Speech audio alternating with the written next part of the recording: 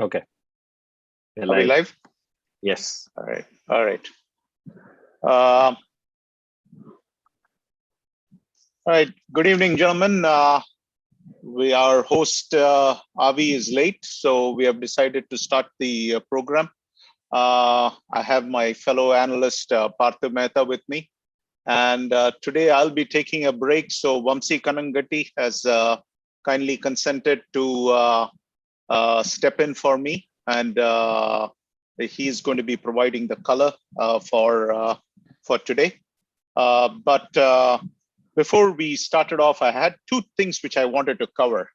First thing was about playoff seeding, and this is because somebody brought this up to me, and this was regards to we could have a unique scenario wherein the number 16 team could end up with more points than a number 5 team in one of the other pools. So if that happens, I wanted to cover what the DCL historical pattern has been. In 2018, when this happened, Brownstown was the number 6 team which made it into the playoffs from the 3 pools. And in that particular year, what happened was that what happens is the 15 teams are taken and the 16th team is added, and then you take everybody and rank them in order of points. That seems to be the only fair way to do it, because I'm sure there'll be others who will come and say that, you know, the number 16 team who made it should be automatically the number 16 team. But if you did that, then you are having one set of rules for one team, and for the remaining 15 teams, you're ranking them in the order of points, and that simply is not fair. And historical pattern has always been that Brownstown in 2018, they were the number 16 team, but they got the number 14 seeding because they had more points than the 2 other teams which came out of the other 2 pools. Also, if you think about it, we want to eliminate the possibility that you got into a pool which was an easy pool or by luck. And what we want to do is your 16 teams should be based on merit. And so the only fair thing is to rank all the teams in order of points, and where the points are equal. Obviously, if they are from different pools, there is no head-to-head. So automatically net run rate becomes the tiebreaker. I just wanted to throw that out. The second thing which I wanted to throw out was, let me get this here. I have, hey, Avi, how are you? I can't hear it. Doing good, guys. All right. Sorry, I was a couple of minutes late. All right. No, we just went ahead and just started it. But that was the right thing to do. The thing which I wanted to say is, last week we had Satish Gaba, who came on the show, and I thought it was a very unique show in the sense that the final question I asked him was to tell us something which we did not know about KRCC, and he came out with this classic one-liner that Yogi Bhai was the youngest person in KRCC team. And I saw Parthiv's face at that time. He was shocked when he heard that. And I saw your face. It was a look of incredulity. But I wanted to say Gaba is the seer of seers. He's the sage of sages. He's the prognosticator of prognosticators. He is the prophet of prophets. He is the forecaster of forecasters. He is the soothsayer of soothsayers. He is the diviner of diviners. And he is the cricket prophet extraordinaire. He spun this yarn of yarns, which is, this yarn, if you ask me, was like a ball, which was bold, which even if you added Muthaiya Muralidharan and Shane Warne combined together, this ball spun more than both of them can combine together can do to any cricket ball. Avi, I thought about it. I thought I had heard it all. I had seen it all until Satish Gaba sprung this upon us. All right. And I thought I had seen the mysterious pink unicorn turn into the golden Pegasus right before my eyes, you see, and it was flying away in front of me. And the biggest surprise from last week's game was both the skippers did not play. We had the showcase game of the week. Our Satish Belamakonda from Legends did not play. And Yogi also did not play. Well, I looked around and I found that Belamakonda, he was stuck at work. He had a genuine excuse in the sense that, you know, he had a project which was going live and he couldn't get off from it. So he couldn't play. But why did our friend Yogesh not play? Because after all, we were talking about this possibility that Yogesh might need a runner. And that was the big question which we were asking is Yogesh going to need a runner, this young Yogi Bai? But our pink unicorn was missing from the game. Now, I'm sure the KRCC folks will say, oh, Yogi Bai was busy and all that. But I have a feeling, Avi, our friend Yogi Bai was benched. All right. These guys might say whatever they want to say. They want to say whatever they want to say. But I have a feeling, this sinister feeling that Yogi Bai probably was benched for this game. I think a coup has been perpetuated here, Avi. My friend Yogi Bai is right there. And I think in broad daylight, a coup has been perpetuated on all of DCL. We need to find out why Yogi Bai did not play. All right. Let me tell you something. You've been watching those Indian news channels for way too long now. It's time for you to come back. But anyways, coming back to this, I know that Yogi Bai wanted to win this mustache ponga like anything. All right.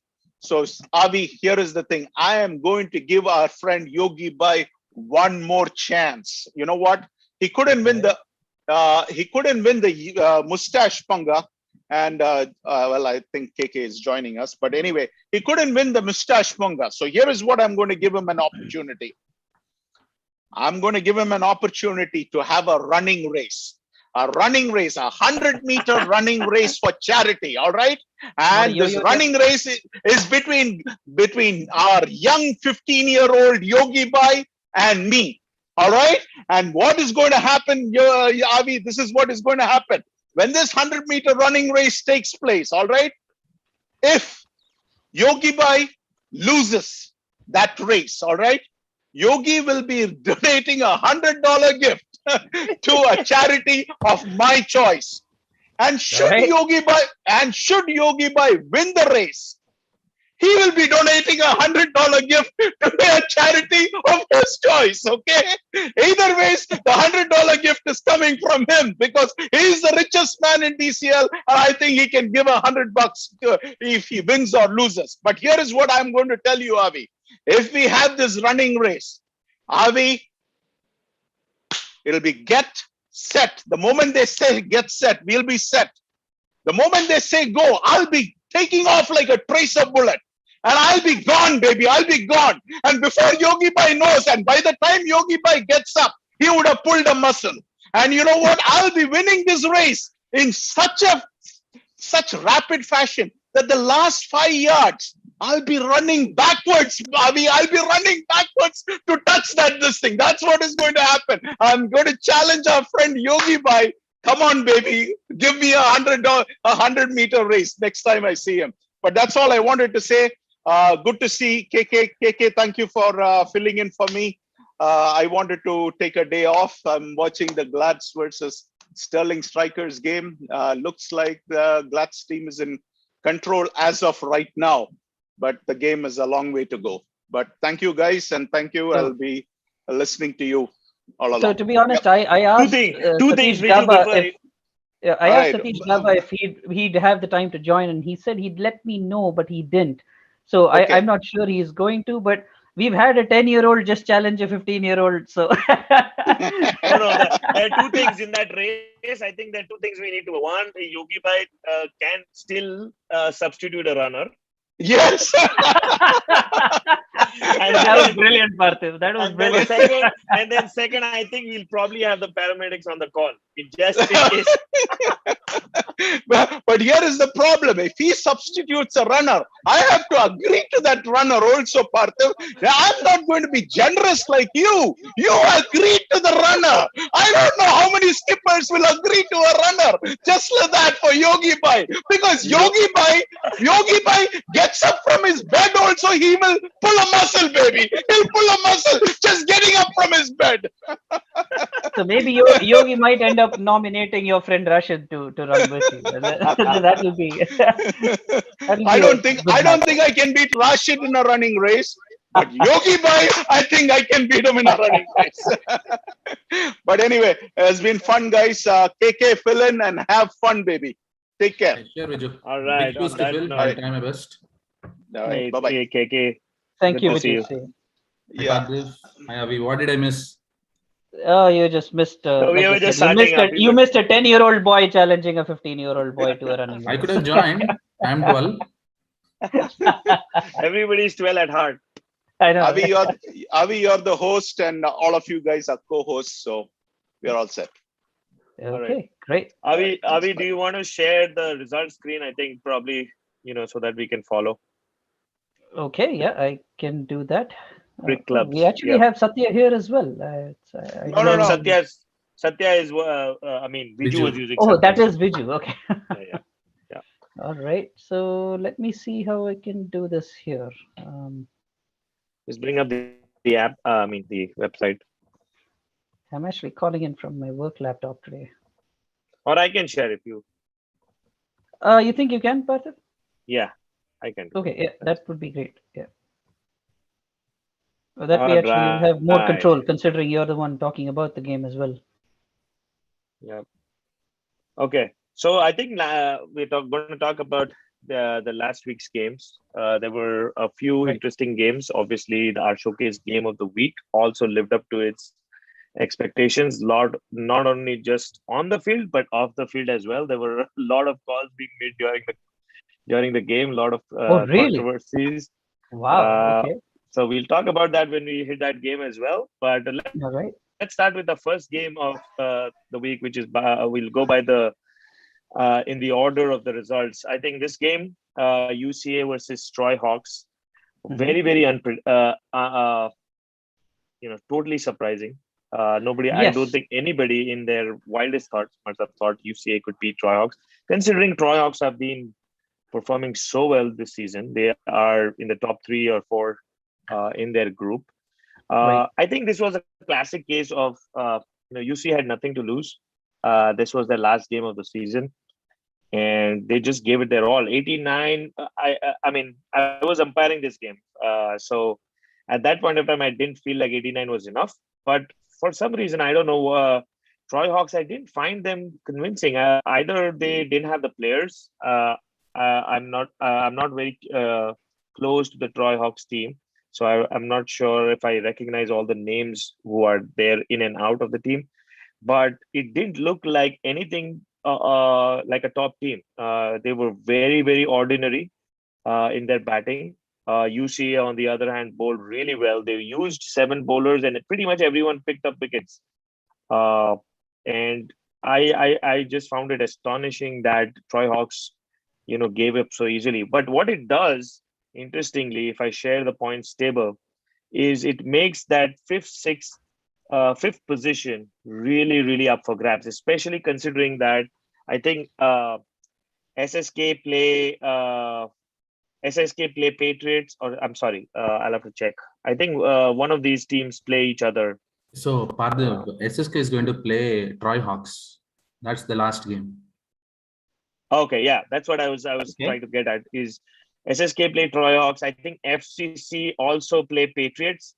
Right. In the last weekend. So I think that's basically going to be really make that pool A, the 5th position, really, really interesting. 4th and 5th position, in fact. Even Troy Hawks losing have actually kept the door open for all these teams. So that's going to be really Patriots interesting. actually have a game against Dark Horses this Saturday. I'm surprised they have a game. Maybe that's probably a rescheduled game or something like that. Correct. Yeah. Right. Yeah, go ahead, Vamsi. No, I was just about to say that, if Troy Hawks lose that game against SSK, then SSK will go through. And the game between FCC and Patriots would be a very important game for both the teams, because if FCC wins that game, they are through. And if Patriots win that game, they are through. But either way, if FCC wins that game and Patriots lose that game, but still go ahead and win the Dark Horses game, then Patriots would probably be the 16th team with those 27 points. Wow, and you wouldn't have thought that, considering how they started, did they? Right, and MCC Miles with 26 points on board, and with their last game against Lance, it makes it very interesting who will be that 16th team. Yeah, and as Viju was talking about, there is a chance that the 16th team may have higher points than some of the 5th ranked teams or the 4th ranked teams in some of the pool. But ultimately, I think the way DCL kind of goes about is you basically take the top 16 teams, 5 from each, and then you have a 16 team, which is the highest points. And then again, you randomize them based on, I mean, not randomize them, but rank them based on the points. Oh, so it's not a straight shot. You just look at the, okay. So that doesn't, yeah, okay, it so the doesn't work that way. 16 team could be 13th or 14th based on, wow. the number of points. Is that so, Parthiv? Because I was talking to Jagan the other day, and he mentioned that the top 5 teams from each pool would be put together to give the rankings from 1 to 15, and the 16th team would stay as the 16th. No, actually, go ahead. Actually, Vamsi, in 2018, this happened where Brownstown was the 16th team, but they ended up at rank number 14. Because think about it, Vamsi, it's simple.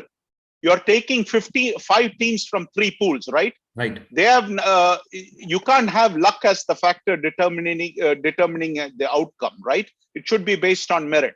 And how the 15 teams are based on net run rate and points, right? First comes points. Since there is no head-to-head, obviously it's going to be net run rate, all right? Between when you have to break a tiebreaker between 2 teams. DCL has a very clear this thing where it is head-to-head. I mean, number of wins, then head-to-head, and then net run rate. But let's say that you're from one pool from pool A and then one from pool C. You cannot have a head-to-head and let's assume the wins are the same. Then obviously it is going to be a net run rate, which comes to the. Why is the 16 teams treated differently from the other 15 teams? That you can't have one rule for 15 teams and then have another rule for a 16 team. So if you go back in 2018, this is what happened. Brownstown was the 6th team which made it, but they got the number 14 seed. Okay, because my understanding was the same. My understanding was the same, that you take 16 teams, rank them up. Because that was what was said in the captain's meeting, and that's what we have been doing. Because any other thing is not fair. Because the 16th team is going to say, why am I playing number 1 or number 2 or whatever it is? You get my point? Because now if everybody is ranked on points, then there cannot be no argument at all. Correct. Because otherwise you're saying that, oh, you were unlucky that you ended up in pool A or pool C or whatever it is. Now, if you take all the 16 teams and re-rank them on points, then there is no argument from anybody. That's a very straightforward argument, no matter what it is. Otherwise, you're going to have hue and cry from anybody and everybody. So this is how we have done it in the past. Now, can the committee change anything? Yeah, of course, they can change anything and everything. But will it be fair? And will there be a hue and cry? And will there be plenty of questions that, hey, the committee members team is involved. That's why they are trying to change things. You don't want to even go into that. You get my point? No, I don't think they're going to change anything. That's for sure. So, I mean, whatever the rule was, it should probably continue. So probably just we'll have to validate that, make sure everybody's on the same page. So I'll definitely bring it up in my committee meeting. There's a good conversation to have, Parthiv, because a lot of folks are listening. And I want to, that's why, Vamsi, I brought that up today itself, because you know what? We still have a couple of this week. There's one more game, and then September 11th, there's a bunch of games. And after that starts all this positioning as to where I want to be, which quadrant is most conducive to me and all that stuff. But once we have this thing very clearly set out, then there cannot be any argument, right? Oh, you change this because it is beneficial to you. Why do we want even to get into that? But yeah, that's why I wanted to bring that up this week itself. Because the way I see it, Kings 11 is on 22 and they have one final game. And even if they lose that game, I see a possibility of they going into the top 16, right? Yes, they will. Makes them the 5th team. Yeah, they will. And then, so then the thing is then, is it fair for them to be ranked above MCC Miles, assuming, let's say, MCC Miles is the 6th team, the 16th team which made it. You get my point? MCC Miles are going to scream bloody murder. You get my point? So. Yep, we'll definitely validate and enlighten our users next call. All right, let's go to the next game. The next game was a one-sided affair, as I think most of us must have predicted. Blasters versus Brownstown. Brownstown, all but their season is is over. They did spring a surprise to us by beating us last weekend, but there were no more surprises here. I think Blasters, just blasted them out. Deepak Gibriappa, I was in the ground next to these guys, and he really is like took Mansab on, and he blasted him. I think 2 or 3 sixes. And Mansab was probably the last roll of the dice for Brownstown to kind of get a consolation win. He came in. I think he was there for around 11 o'clock. He wanted to kind of give some sort of a consolation to Brownstown. So he came in. He bowled his quota of overs. He batted. He went opening. He started in his own slam bang way, 3 sixes in the first couple of overs, and then he was out. And then that was the end of Brownstown as well. But in this one thing I would highlight is Blasters. I think they've slowly. We all know that they have a great bowling lineup with Deepak and Imti and Naresh, and there's one other bowler. I forget. I think it's Anvesh. Yes, Anvesh. They have a good stable bowling lineup, and they can blast anyone out. And to score anything over 90, 100 against Blasters is definitely was on. But now the batting is coming to the fore. So definitely, I think they're starting to peak at the right time. And this basically consolidates their position. I think they probably are one short of that's their third right now. So they're pretty close to KRCC. So no problems there in terms of qualification. But I would guess the last week they would like to go above KRCC. So we'll see about that. Right. Go ahead, Vamsi. Your thoughts.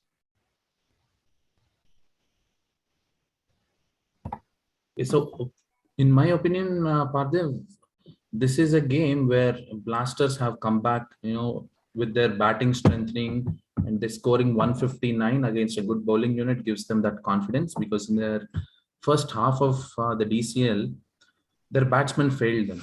We don't see many scores except for one innings from, I think it was the Pokeries player, ex-Pokeries player. Sean? Sean, yes.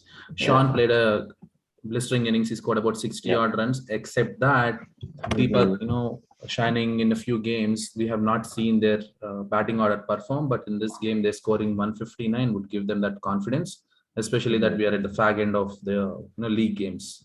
Right. And coming back to this game, did you say that Mansabat was there at 11 o'clock in the ground? Yeah, until 11 o'clock.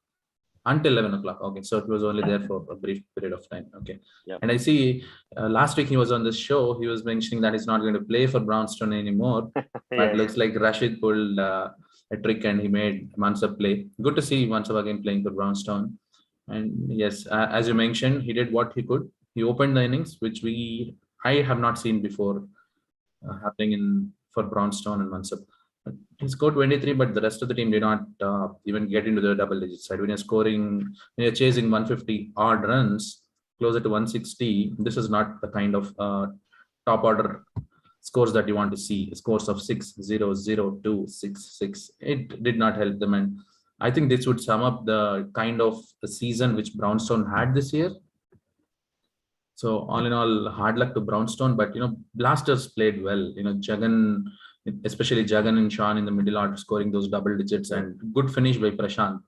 Prashant is a good batsman. I believe he played for Spartans in the past.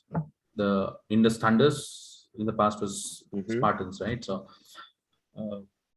Indus Bowls was in the past named as Spartans. So he used to play for Spartans. He's a good player, and he is playing the role of a finisher in this game. And the extras also, in addition, made that score go up to 159. Yeah, I think Brownstone were basically, handicapped with the bowling options they had.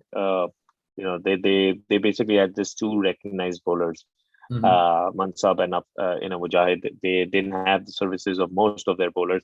And I was talking with Rashid in the dugout, and he was basically wanting the season to get over as soon as possible. You can understand why. And I basically was talking to him about what's next year, and he's like, I'm not sure if there is a next year. So I'm hoping that was just a a jovial comment and nothing serious about it. And I'm hoping that they come back and come back stronger. But yes, considering that they're losing players, it is looking really dim for them. I hope they can get some talent and build the team around it. But irrespective of if Brownstone is coming back or not, the likes of Rashid Malik has to continue their services for DCL, because the amount of experience they have and the level of contribution that they can make to the league, I think that is much needed. Absolutely. Yeah, that's a good point. All right, let's move on to the next game. Another one which is, was one-sided. The Thunder, the Thunderbolts and the Thunders. There was no thunder in the game. Right. There wasn't much excitement in the game. I think it was pretty much one-sided. Thunders, I was surprised that they had a lot of their players in this game. Frankly, maybe it was qualification, or maybe it was, they were just available. I met Manoj Singh in the dugout, and I was surprised, like, why are you here for this game? And he was like, my F40 season is over. I'm all available, so might as well enjoy cricket. So, and it might as well have been a qualification thing, like you said, Parthiv, because of the size of their squad. I mean, right. I'd have been very surprised if all of them had already qualified. So it might just have been that mad dash towards the end to try and get everybody those 3 games. Yeah, I think that is that is definitely one of the issues. And in this case, they also got Rao Ghanta. I mean, I was surprised that he was playing for Indus Thunders as well. So not sure if he qualified or he's in the mix, but I haven't seen him too much lately in the DCL circle. I know he used to play consistently for the Raptors team, but I haven't seen him in any of the games in DCL. But good to see him as well coming into DCL every once in a while. But all in all, I think the Thunderbolts, they're a pretty decent team. I've seen them, and we've talked about them on this show as well. We got Vinod to come here and talk about their team. They have had a fairly decent run. They started really impressively, very promisingly, but I think the season is kind of, towards the fag end, kind of withered its way, hasn't shown that promise which was there. But all in all, I think there are a lot of positives here. One of the biggest positive is Deepak Bhaskaran. I think he's probably in the top 10 performers even currently, and he's been a spark in both batting and bowling. So a lot of positives for Vinod to take back this season, and hopefully they can work and get these talent and get the same talent and get even more talent and make it even better next year. Vamsi? Yes, I mean, coming to this game, Indus Thunders, even though they did not have a great start, they were struggling in the middle overs. At 14-over mark, they lost half the side, 5 for 59, and Manoj Singh getting out in the 18th over.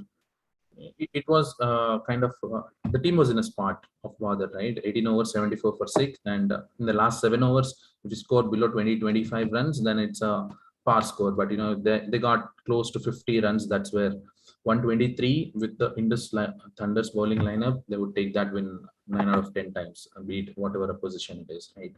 And the way Thunderbolt started, it was a decent opening, right, from both the openers, Vinod as well as Vivek Venkatesh. They scored 10 and 18 runs, but the next 4 batsmen, between the next 5 batsmen, they were only able to score about 17 runs. I think that is where they lost the game. If not, it would have been a little more closer. You see that they are all out in 20 overs, right? Well, you see that, KK, but you say that, but they were actually 14 for 3. So it looks like a solid stand, but looks like it might have just been Vinod initially getting a lot of the strike and then Correct. scoring those runs, but then, and that's it. And then after that, Riaz and Salim probably just fell cheaply. So even though in looking at the scorecard in hindsight, sounds like they had a solid opening stand, but it almost looks like as though they lost a bunch of wickets initially. And then Vivek just hung around for a while, and that's kind of illustrated here when he scored 18 of 40 balls. So true. Vivek played more of an anchor as well as conserving those wickets along with Arvind. But chasing 123, you need almost 5 runs an over Right, and against a bowling of this quality, like you mentioned, yeah, it's true. right. So we see the new addition, right? The new addition, Sesha Sai, he played in the previous games as well. I think the last 2 games, he picked up about 4 wickets. Right, yeah, Seshasai definitely shown this game. It's 4 wickets in his spell, so that's clearly But, he's the one that broke the back of the Thunderbolts Mhm. batting lineup. But Thunderbolts will be disappointed the way they started the season. At one point, they were at the top of the charts. And now at the end of the season, they have lost enough matches to be in those bottom half of the table. Yep. Right. All their Yeah, I wins think came at the initial start of the season, but not after. yeah, I think both Thunderbolts and Safaris, I think both were looking promising at one point of time, Right. but they've kind of with just lost the advantage here. True, and I think Safaris, it's to be honest, I think they've just been erratic this season, right? So Mhm. they're flat out to deceive on occasion, but on the whole, it doesn't seem like they've achieved much. But we'll probably come to a game of theirs going forward. Yep. Okay. The next game, which is close to me, the Kings 11 versus Strikers. It was round 2 of this year. So, earlier this year we played them in the first game. We were totally taken by surprise by this. Yeah, they This, got the this better of dude. you, did they? Yeah. Yes, and That's I mean, this was the exact. If you want to call it as the badla or the revenge, it was the exact way I would have imagined or dreamt about, because they did the exact same thing to us. We scored around 120 or 130, I think, in the first game, and at midpoint, I was pretty much sure, we've got the game under control. Suddenly, between 15 to 18 or 19 overs, this dude Nikhil Kumar out of the blue comes in, whacks everyone out of the park, scores a quick fire 50, and the game is gone in 4 overs. And in this game, kind of, it wasn't exactly that, but we were chasing. So we were on the other side now. They had 100 on board. They have a pretty decent bowling lineup. Nothing threatening, but they have a pretty decent bowling lineup as well. And we were on the, under the gun, under the pressure to kind of keep our scoreboard ticking and keeping the chase on. And we were able to do it wonderfully. I think there were contributions all through the batting order. All pretty much every batter that went there, scored, Right. except for Darpan. We had a decent start, and then going into the middle order, Shreyas, and then our evergreen or ever aging, Wine, Binod, and Kapil. Those guys never get old. Those guys, I don't know how many games they must have won us Right. just by being there. And both of them, Kapil, for example, he's probably, he's lost a lot of his fitness and agility, but he still commands a lot of power. Like that 1-6 in the 24th over, that sealed the game. I think it was the last 2 overs we were run a ball. It was 12 balls, 12 runs, and then he hit this massive six, which went outside the fence in Noai Power Park, and that basically brought the equation to our favor. So it was a key blow, and exactly what I wanted him to do. Just go there and make the chase under control and not let it go, right to the wire, because we are all not Dhonis that we can go right to the wire. So I wanted to get the chase done in the 18th, 19th over, and Binod, using all his experience, run a ball, knock, and Binod, I've said it multiple times, he's very underrated batsman. Like a lot of people think of him as a bowler primarily, but his batting is also top notch, and he basically, made sure he delivered. And I've talked to him. I haven't been using his batting services a lot. I've been relying more on his bowling, but come the hour, come the man, kind of thing. And he basically just delivered. And on the Kings 11 side, I think I'm very impressed with their bowling and batting. Deepak has been, he does everything pretty much for them. I think apart from, I think he keeps as well. So he's bowling, batting, and then obviously Nikhil Kumar. I don't know what he's got with us, but he tends to score every time he plays. us. Like I was checking the scorecards and I was talking with Vijay and I was like, dude, after that game, what happened? You aren't scoring anything, and somehow he's got the knack of us. Even in this game, he was going really well before he lobbed up in the air. It was one of those balls where he probably mishit it, but he was going really well. And at that point of time, we were looking at 120, 130 to chase. But his wicket kind of triggered that collapse in the middle order, and they ended up 100. Actually, the last two, like Sunil, I think he whacked us for 260s. Otherwise, we would have got them under 100 or 100, probably 95. But all in all, very satisfying win for us. That confirms our place into the playoffs. Our next game is against Legends. So definitely, this game helps us to go with, we have nothing to lose kind of mentality, which I think is always great. People perform, I feel, better when they have nothing to lose. So, Parthiv, I don't know if you remember Deepak. Parthiv, I don't know if you remember Deepak. Both of us, I think, yeah. Actually, no, it was myself and Maulik Patel that were out in the middle, and you guys were doing the battle from the dugout. But that's the same Deepak. But credit to him. He is a pretty consistent performer, and like you said, he tends to carry whatever team he is a part of, and he's quite vocal. He's and the there. reason I like him more is because he's a competitor. He's a competitor just like me. He gives it back.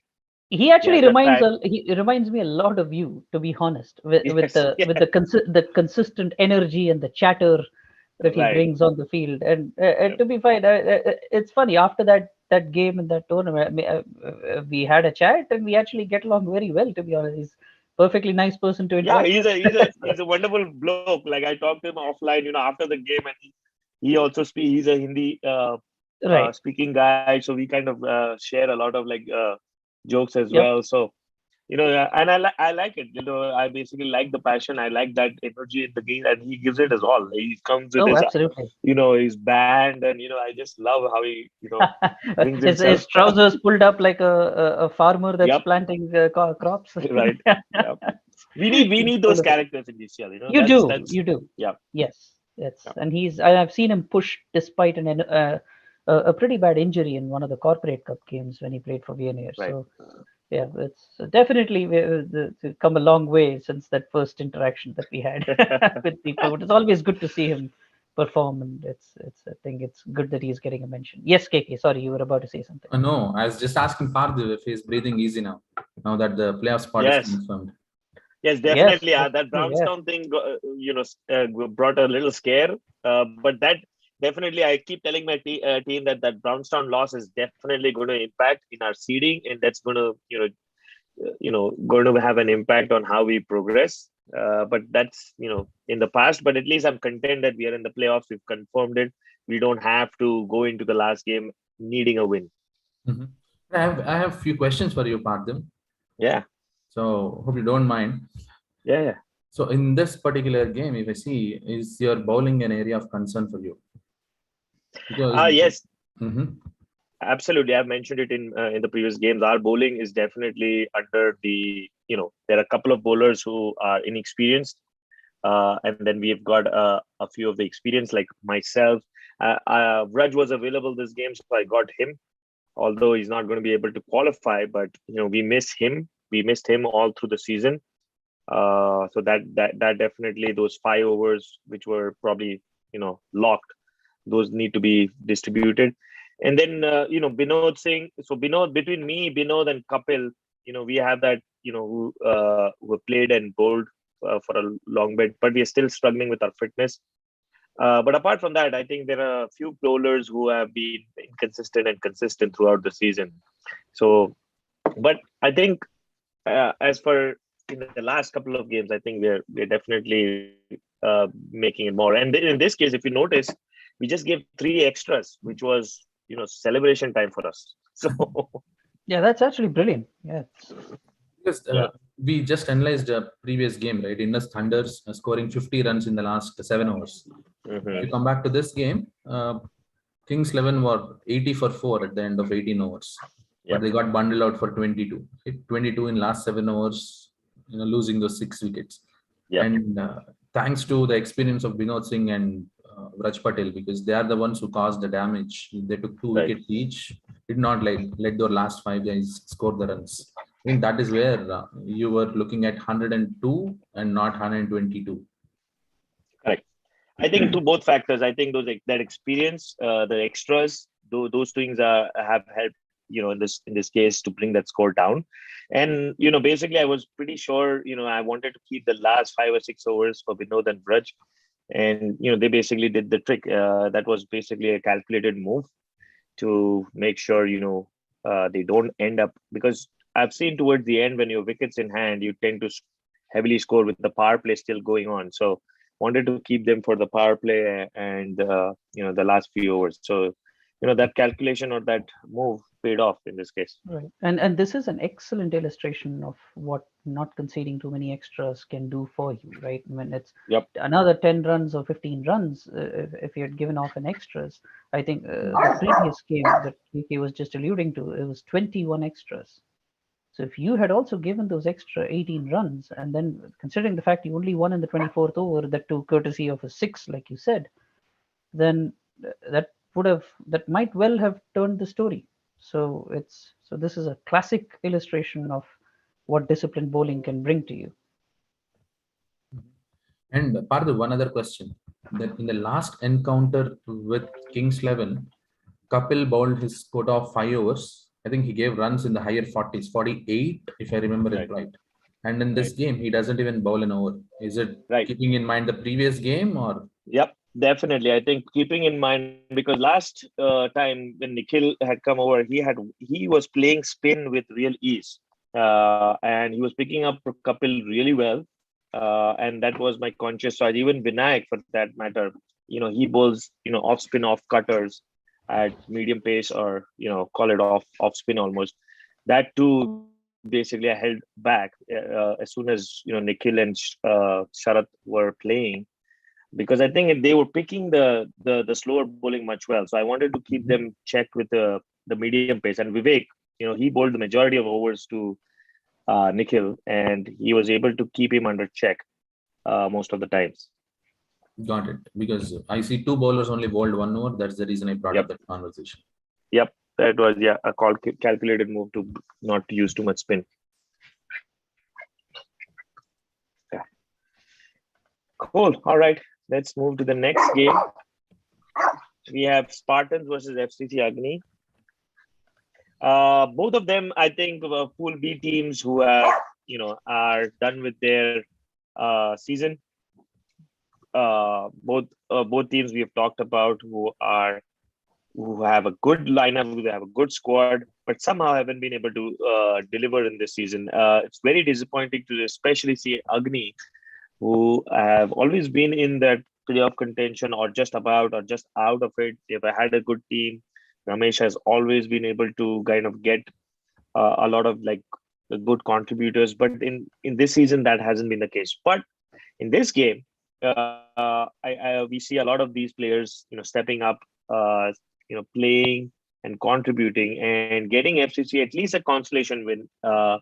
If not, they obviously the season is over, so it's for the Spartans as well, and both these teams had nothing to lose. So it's disappointing that the score was so low, but encouraging for Ramesh that his team finally was able to pull a win. I guess they needed a couple of more wins, and in their both batting lineup, I think Arjun plays a key role. His contribution is always going to be key, and with the ball, they rely on Deepak Patel, who kind of opens the bowling as well. So in both cases, I think the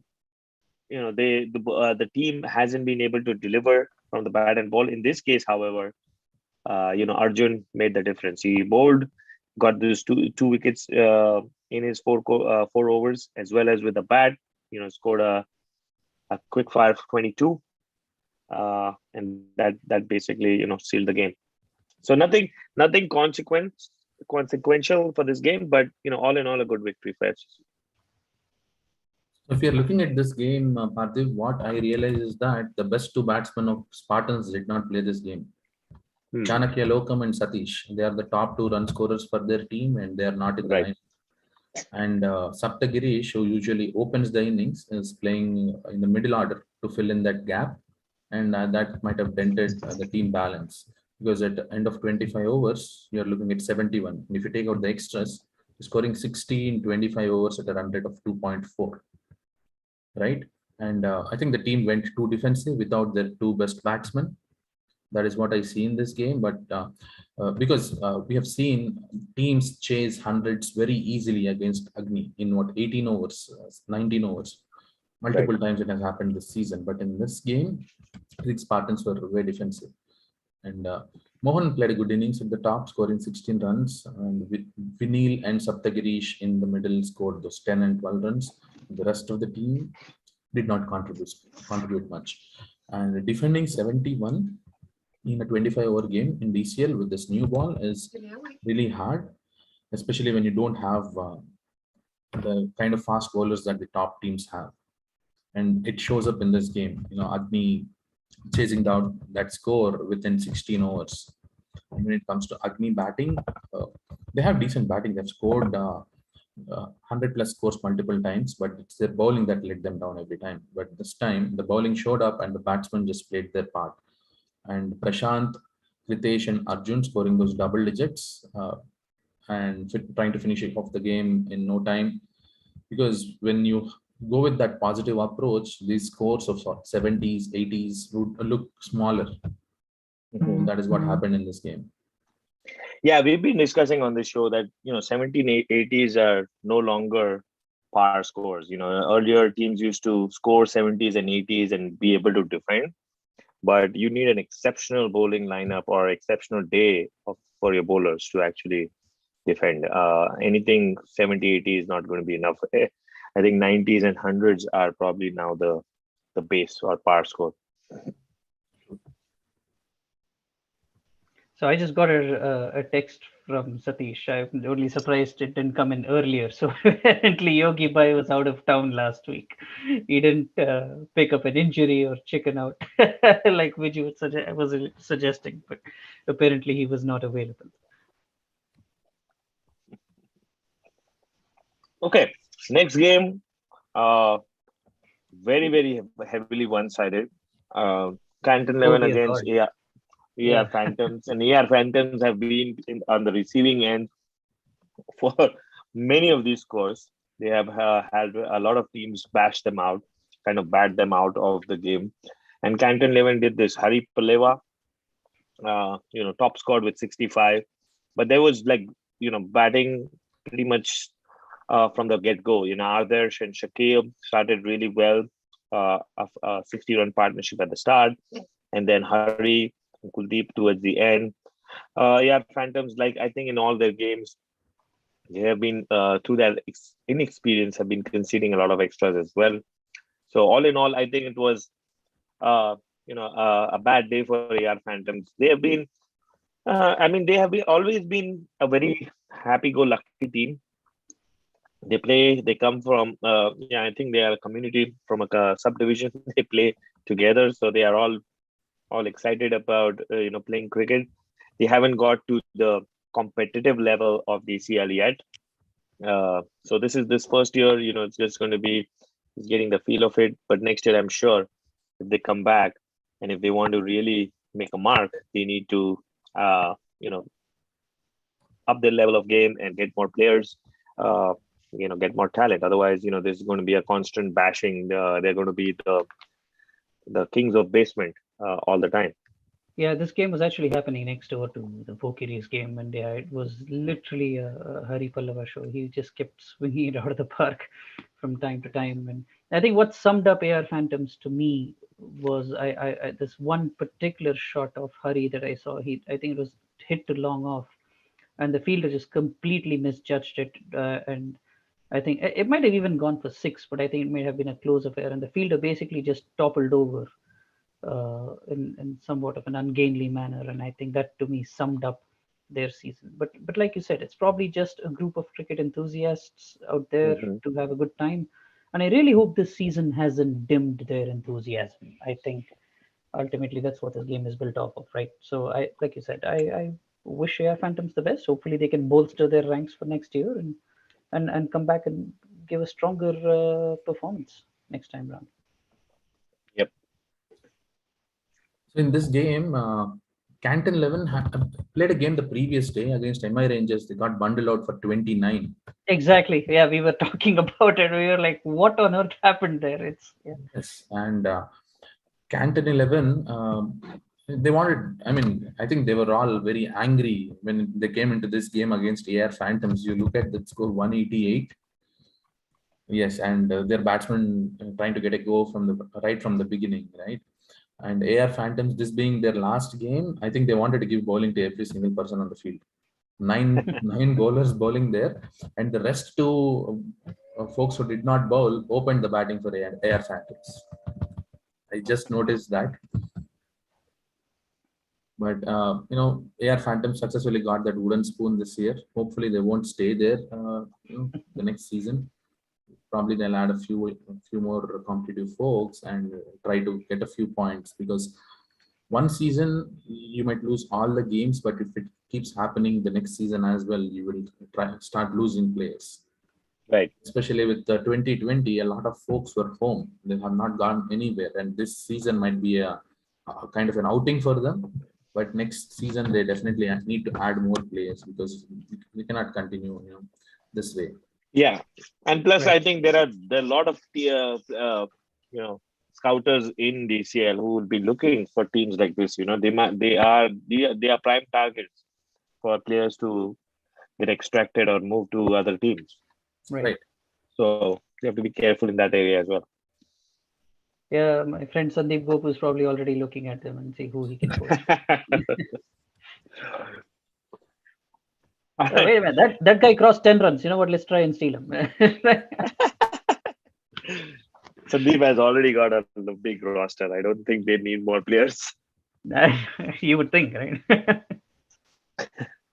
All right, next game was a pretty close affair, SSK Safaris, and this was another one which could have changed the fortunes of the Pool A, which we were talking about.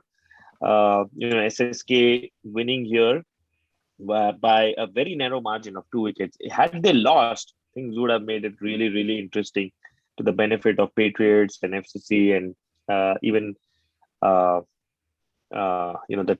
teams above them. But they finally got the victory, so Safaris stay at the bottom. But a good fight given by Safaris, considering that they only scored 62 runs, out of which 15 are extra. So the batting, lower middle order and the middle order completely didn't show up. And if you see the last 3 or 4 batsmen, they didn't even open their accounts. So 4 or 5 ducks throughout the batting lineup. That basically tells a sorry tale. That's not something which the captain wants to see. And considering that they had 62 and nothing to lose, again, a great bowling performance by the team. Even though I think at the start they might have felt that the game was slipping away with that opening partnership of close to 20 runs. When you're defending 60. But I think they came back and they kept persisting, and SSK for that matter kept losing wickets and kept the game interesting. So it was a great game for the neutral spectator to see it go to this close. And ultimately, I'm pretty sure Safaris at some point of time must have felt that they could have won the game as well, because at 8 wickets at 7 for 46, I would say it was a 50-50 game, considering you need another 17 runs to 3 wickets in hand. But the last pair, Priyesh, you look at his batting, 13 runs, 10 balls, 1 4 1 6. That basically tells me that Priyesh just basically, his innings made all the difference in the end. His the 2 boundary hits got them over the line. So true, and not that I watched the game, but if you see, all the dismissals are basically caught by. It's not like they were bowled or LBW or something. So I don't know if that means that the batsmen were just reckless, or I don't know what it means. So looks like Priyesh kind of took an aggressive approach as well, but thankfully it paid off for him. It's like say it could have gone either way. Yeah, and our golden boy, our Viju's favorite, Swarna Rahul. Viju's favorite, right? Yeah. What did he do? He didn't have a particularly good outing. That's not going to help his MVP status. Yeah. So, he's definitely going to lag behind. Considering the Safaris are not going to go to the playoffs, I think his MVP dream is going to end with next week. I don't understand why Rahul did not open in this game, but instead he played about 3 down. And Ravi Rachan is another player who has delivered for them a few times, playing in the top order, and he's playing at number 8 in this game. But Safaris scoring 62 did not really help them, because when you want to defend 62, the only way is to get the wickets. They tried, but at 50 for 8, it was anyone's game, as you mentioned, Parthiv. So, but those last two blows from the SSK batsmen actually sealed the game for them. And I don't see the SSK skipper, playing this game. I'm not sure if SSK took this game very seriously or not. That is surprising if he didn't take it seriously, because he absolutely wanted to win this game. So to give them at least a chance at playoffs. Right. So it has to be something where he's not available or something. Yeah, he must have had a reason for not being there, right? Yeah, but either way, it's a good win for SSK, because one more win, with or without a bonus point, should seal the deal for them to get into playoffs. Right. Yep. Yeah, I just wanted to highlight, Swarna Rahul Martini is at number 8 in the most runs, and our prediction, Hardeep Singh is now leading the pack. Oh, our boy is leading. Okay, that's good. Yeah, yep. Closely followed by Maulik Patel, but still, right. Yeah, 6 runs between them, but it's going to be interesting. Right. Hardeep has also played a couple of innings lesser than Maulik. I'm looking at the points, Parthiv. There is this thing called as player rankings under statistics, and there Rahul is still leading with 1441 points to him. Oh, really? Yes. Is it only in the batting, or? Must be like, is he a keeper? Everything. Is he a keeper? He's not a keeper, but he bowls and bats. Oh, okay. Yeah, definitely. I think in terms of the overall value, he's definitely higher. Yes. And let's see where it ends up, because he still has a lead of 100 points on Razali. And maybe there is one more game left for Safari. Is it, or is it done? I think there's one more game. I think they have one more. Yeah, but from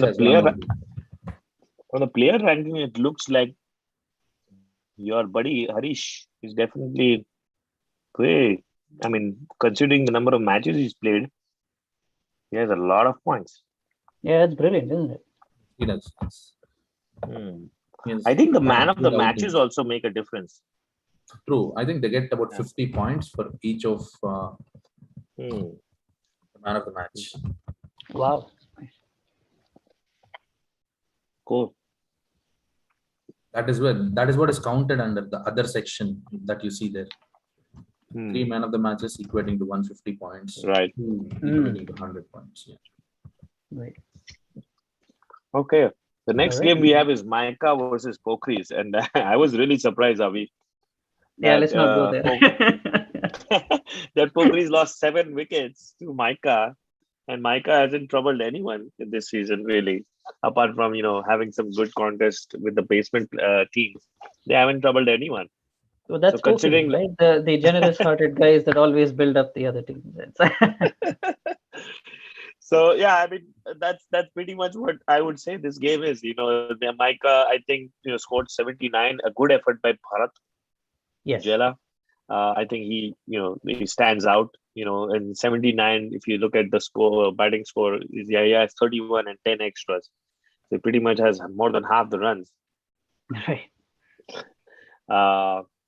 And I mean, on the Pokri side, I think was like describe like what was going on. This bowler Abhi was he like anything but something which you guys have not faced?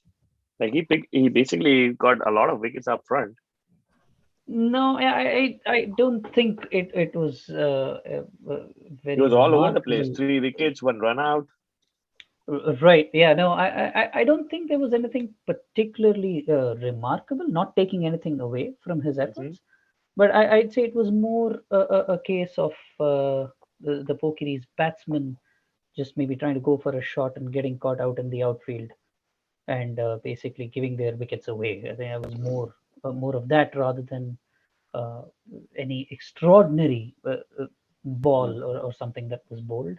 Nevertheless, a good effort by Abhi. Like I said, I don't mean to take anything away from him, but the 7 wickets down that you see there can largely be put down to just some lethargy on the part of the Pokiris, which somewhat tends to happen from time to time. It's to be honest, myself included. Even I wasn't feeling. I was actually not supposed to play the game, and I was drafted in last minute as a replacement for Prasanna, who couldn't make it.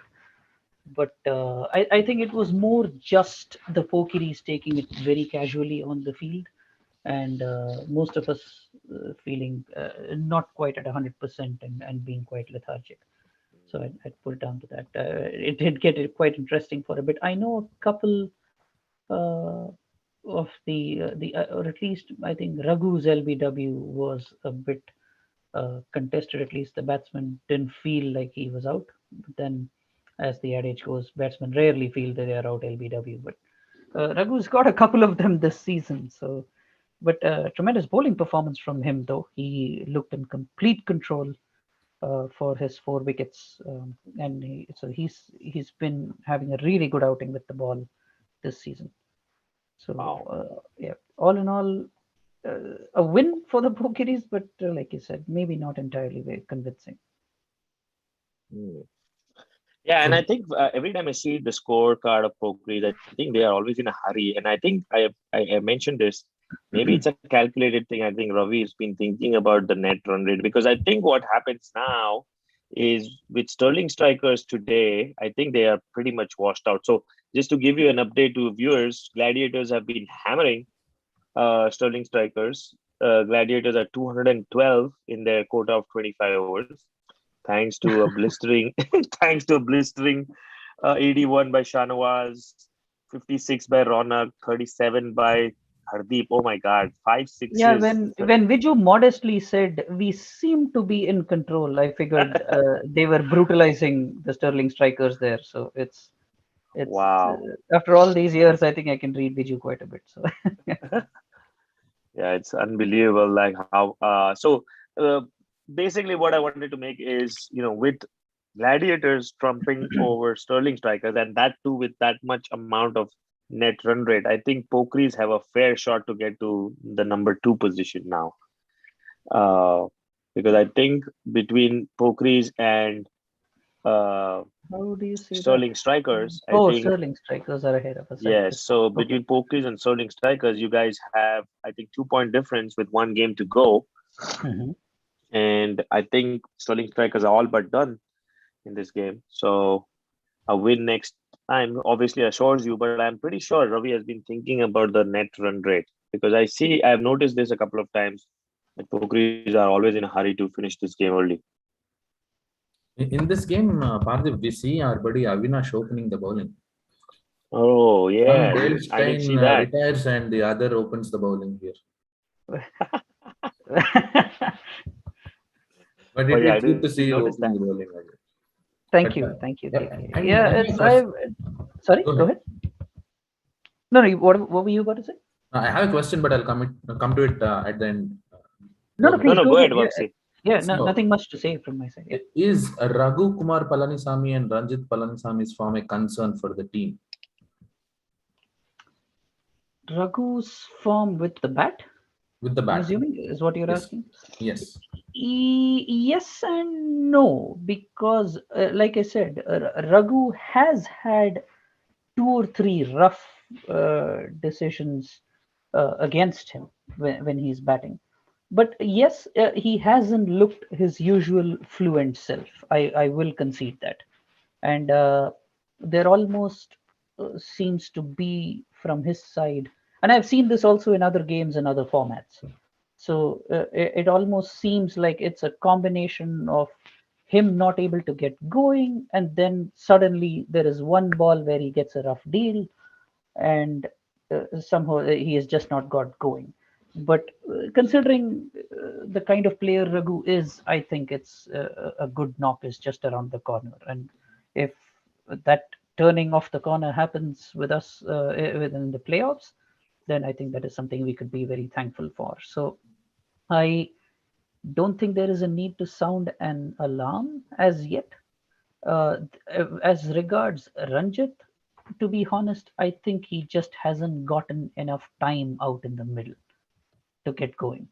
So, to be honest, not this game, but the previous game, he went in at number 8 and he looked very, very fluent.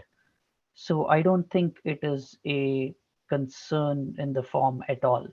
If anything, I think it's been more of a case of not enough exposure. Mm-hmm. I was looking at Raghu's stats, and out of he scored 68 runs in 9 games, out of which almost 30 of them came in a single game. So 8 games and 40 runs, that's not Raghu. Agreed. Raghu exactly. Player, yes. Right. So like that's why, like I said, I think it's probably been a case of him trying to be overcautious. Maybe. I don't know if it is something he was instructed to do. I'd be very surprised if that's the case, considering we have a couple of other people who can play that role. So I don't think Raghu is under any obligation to play that kind of a role. Especially they have you can play that role of holding the wickets, and you can play a long innings. A player like Raghu. Agreed. Right. And I think although I mean it's considering our batting order, I mean I'm hoping I don't need to do that leak fixing a lot, which is typically what I've come to be known for. But yeah, I think it's just a combination of Raghu probably himself being a bit conservative this year, in conjunction with some misfortune on 2 or 3 occasions. But like I said, I think it's considering the kind of player he is, it's just one good innings is all it is required for him to turn it around. Thank you, Avi. Sure. All right. Next can always count on you, KK, to ask the astute questions. That's why we love having you on this show. No, I really appreciate it, the way you've done your research and how you go through every team. So that's something we love, the fact that you bring that to us. Thank you. Yeah, the next game we had was the one which we want to talk about, and it's come through limelight. I mean, the showcase game of the week, the KRCC Legends game. Ah, yes. So, I'll briefly kind of go through mine, and then obviously I would want Vamsi to give us more in depth because he was in the game. But again, I think this is another case where KRCC, and again Maulik Patel, he's been dominating bowling attacks day after day. This is probably his 3rd or 4th score of 40 and 50s.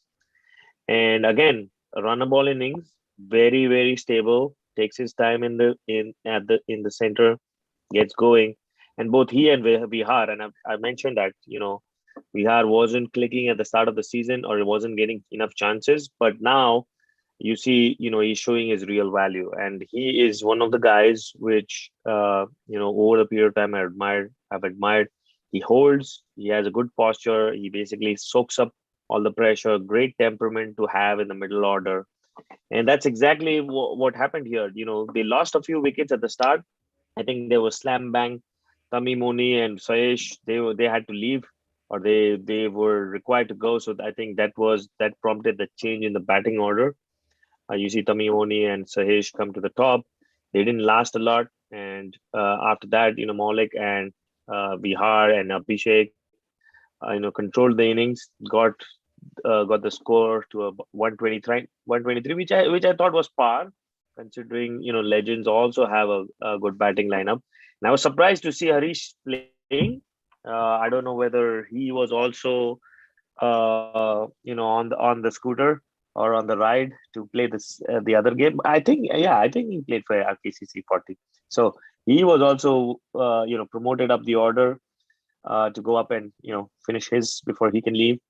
But I think KRCC just fell short.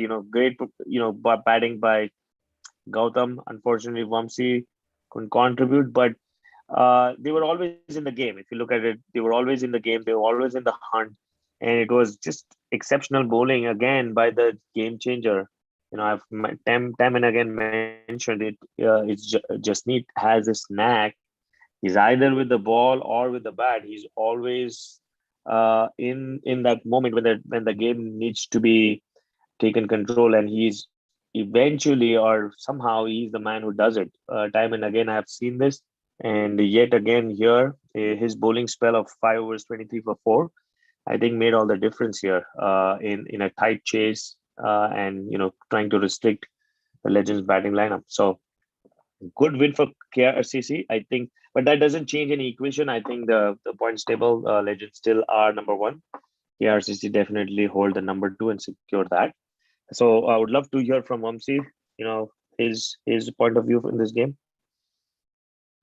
So if we go back to this game, it was very rightly called as the showcased game of the week because the way it went down to the wire, 23 runs in two overs with 4 wickets in hand. That was the equation. Ooh. So nice. Let's go back to the KRCC innings, right? Mm-hmm. Tamim only opened with Satish, Gaba, and Tamim was dropped right when he was on 0, but he did not do much damage. He scored 3 and did not trouble the scorers much. But once Maulik came into the crease after losing the top 2 wickets, he was completely in control. The guy did not give it a chance. He was very patient. He waited for the bad balls and he delivered. It was a very matured innings because he played against Maulik in the past, but this innings, I think his temperament tops it. And Bihar Vaidya is the one who took the game and ran away because at the end of 15 overs, KRCC were only about 45 runs. But once Bihar was there, he accelerated the innings. It combined with a few bad balls bowled by the Legends unit. Those bad balls being full tosses were taken to cleaners, and Bihar, Abhishek, and Maulik did majority of the damage. As you see in the extras department, there is not much, just 5 runs there, out of which it was one of the runs was credit to me. I left the by. So all in all, they scored 123 runs, and 123 runs. When you're chasing 123, you need to have a very good batting order. And when it comes to Legends unit, the top order did not give much of a start because Rushan and myself failed, and it put that additional pressure on Harish as well. And Harish got balled to a beautiful delivery by Ronak Patel. His slower one, the off cutter, that took out the off stump, and it was, even though we were on the other side, that was a ball I would remember, for a long time. And then Gautam, as always, he has been the stabilizer in the innings for Legends. Yeah, he's been having a good outing for the Legends this season, hasn't he? He is a very cool-headed guy, and the way he goes about his innings, it shows in this match as well. He played along and built the partnership when it is needed, and but when the need was to score runs, he went for those big runs, and he was well supported by Anant in the middle. And it just came down to the last 2 overs, but the last 2 overs is where we couldn't capitalize much. And if you just go back to the scorecard once, Parthiv, one thing I would take it as a positive from this game is between I would say the hard hitters of the team, myself, Salman, and Guru, we scored 0 runs when we are chasing 123, but the team still got to 111. And that is a very big positive in this game. So a couple of questions I had, Vamsi. One is, you guys won the toss and put KRCC in. What was the reasoning behind it? Apart from obviously, like, was it only that he wanted Harish to bowl? And Okay, there are two parts of this question. One is obviously why you elected to bowl, and secondly, is Harish's bowling more valuable to Legends than Harish's batting? Is that the reason for winning the toss and electing to bowl first? Not really, because the game was 8:30 a.m. start, right? And in an 8:30 a.m. start with a lot of dew on the ground, the ball would not carry all the way to the boundary. That's one. And when we bowled first, our team's strength is bowling first. And in a majority of the games, we chased it very comfortably. So these are the reasons behind. And when you also look at the opposition unit, you look at their squad, they're playing 12, who will stay in the game, who will leave the game. There are a lot of factors that come into picture. So I believe the stand-in captain for this game, Sudha, had all these factors considered, and then he took the decision. Yeah, I was about to ask who kept it in Satish's absence. So it was Sudha. Okay. Satish was stuck at work, and unfortunately, we had to make a last-minute change. And that is where Sudha was leading the team. Okay. He's the vice captain of the team. Oh, okay.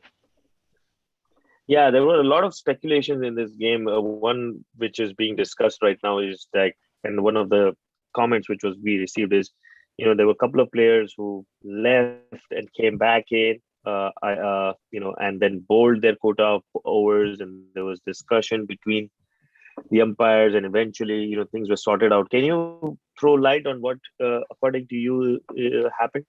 Yeah, sure. So Satish batted. Go back to the KRCC innings, please, so that I can just give you a walkthrough about what happened. Satish Wasan, he got out in the 10th over, and once he gets out, he drives. He goes to Heartland to play another game, an F40 game. Okay, and wow. So at the 12-hour break, when KRCC was batting, Satish was not in the ground. He leaves, and at the 12-hour mark, when Legends were batting, Satish comes back. So he was not there in the ground for about 25 overs. He was not in the dugout. He was not in the ground premises. He was at another ground of driving, right? And there are two rules in the rule book. One of them is Rule 5.1. It clearly says that if a player leaves the ground before the start of the second innings, the fielding team should continue to field with 10 players. So there is a clarification missing there. What if the player comes back? Can he be allowed to field, and can it be 11? That's one point that is missing. And there is another rule, which is 20.2, in which they mention that, say, if a player is coming late to the game, say after 10 overs, for the next 10 overs, he's not supposed to bat or bowl. Right? But however, there is no, and there is one point at the end, it says the rule will extend to the second innings as well. So per my understanding, the player is not in the field for the first 12 overs, is not eligible to play the game. Right? So make it 12 plus 12. So maybe if he comes at the end of 11.5, he will continue to play. He'll continue to be in the game, but will not be able to bat or bowl until the 24th over. He can only do something in the 25th over, or if 9 wickets fall. But it never extends into the second innings. It only extends into the second innings if a player is going in between, or in the second innings, if the player is not present for 10 overs, maybe he should not bowl for 10 overs or bat for 10 overs. But that clarity is lacking in the rule book. I think this is probably the first time that we've actually had such a scenario where a person has come back.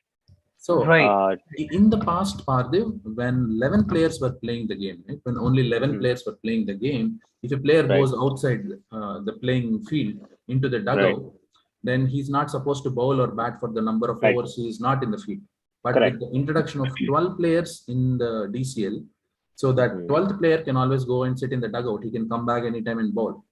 But if the player is going out of the field, he's not in the ground premises, he should not be eligible to actually bowl or bat for the same number of overs. So in my opinion, my personal opinion, Satish was not in the field for 25 overs. From the start of 13th over of KRCC innings to the end of their innings, and the first 12 overs of Legends innings. So for the next 25 overs, he should not be eligible to bat or bowl. Okay. And that was my understanding as well. Like when it came up, I think that was my understanding as well.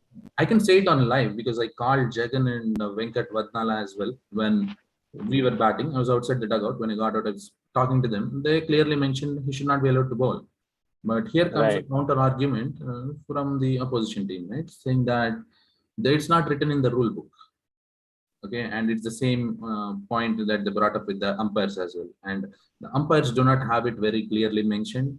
And at the end of the day, they tried to contact someone from the committee. They were not able to get through. But however, it's the match official who took the call, so we respected the call. So the point of bringing it up in this particular show is not to take anything away from the KRCC because they played really well. You know, they played a unit. They beat us in this game by 12 runs. Okay, but what if the same scenario occurs to another team? Right. And yeah, I think playoffs coming in. Right, and I think this would have made a lot more impact if one of the teams was going for either on the verge of playoffs or out of playoffs, those kind of things.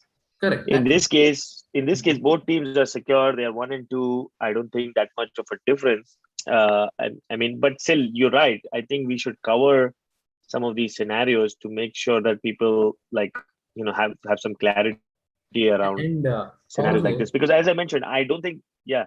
Good. When I say this, right, I'm very confident of hearing these comments from the KRCC players. I was outside the dugout. I don't go into the field because when match officials are in the field, let them take that decision. I'll say if the captain wants to go, he'll go in, but I'll stay on this side of the fence.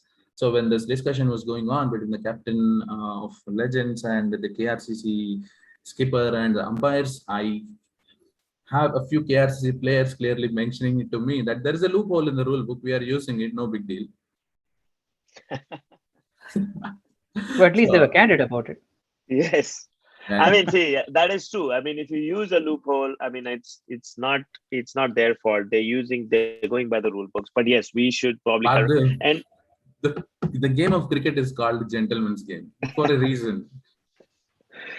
It is, but I think there's 2 ways of thinking. One is you're basically outsmarting the opposition by it is not outsmarting the opposition, it's outsmarting the committee, it's outsmarting the rules of the cricket, because a few things will not be written, right? So if you catch a ball, it is out. It's not written in the rule book. Similarly, if you go by the ICC rules, so ICC rules say that if your player is outside for more than 20 minutes, 15 or 20 minutes, then for the amount of time he's outside the field, he cannot perform any duties after he comes back to the field. Yeah, I think that rule supersedes everything. So yeah, I'm not sure as to. Right. Yes, we did mention it, but it is what it is that happened. But we don't want such things to happen again. Right. And I want to bring up one other point, which even I was not clear about.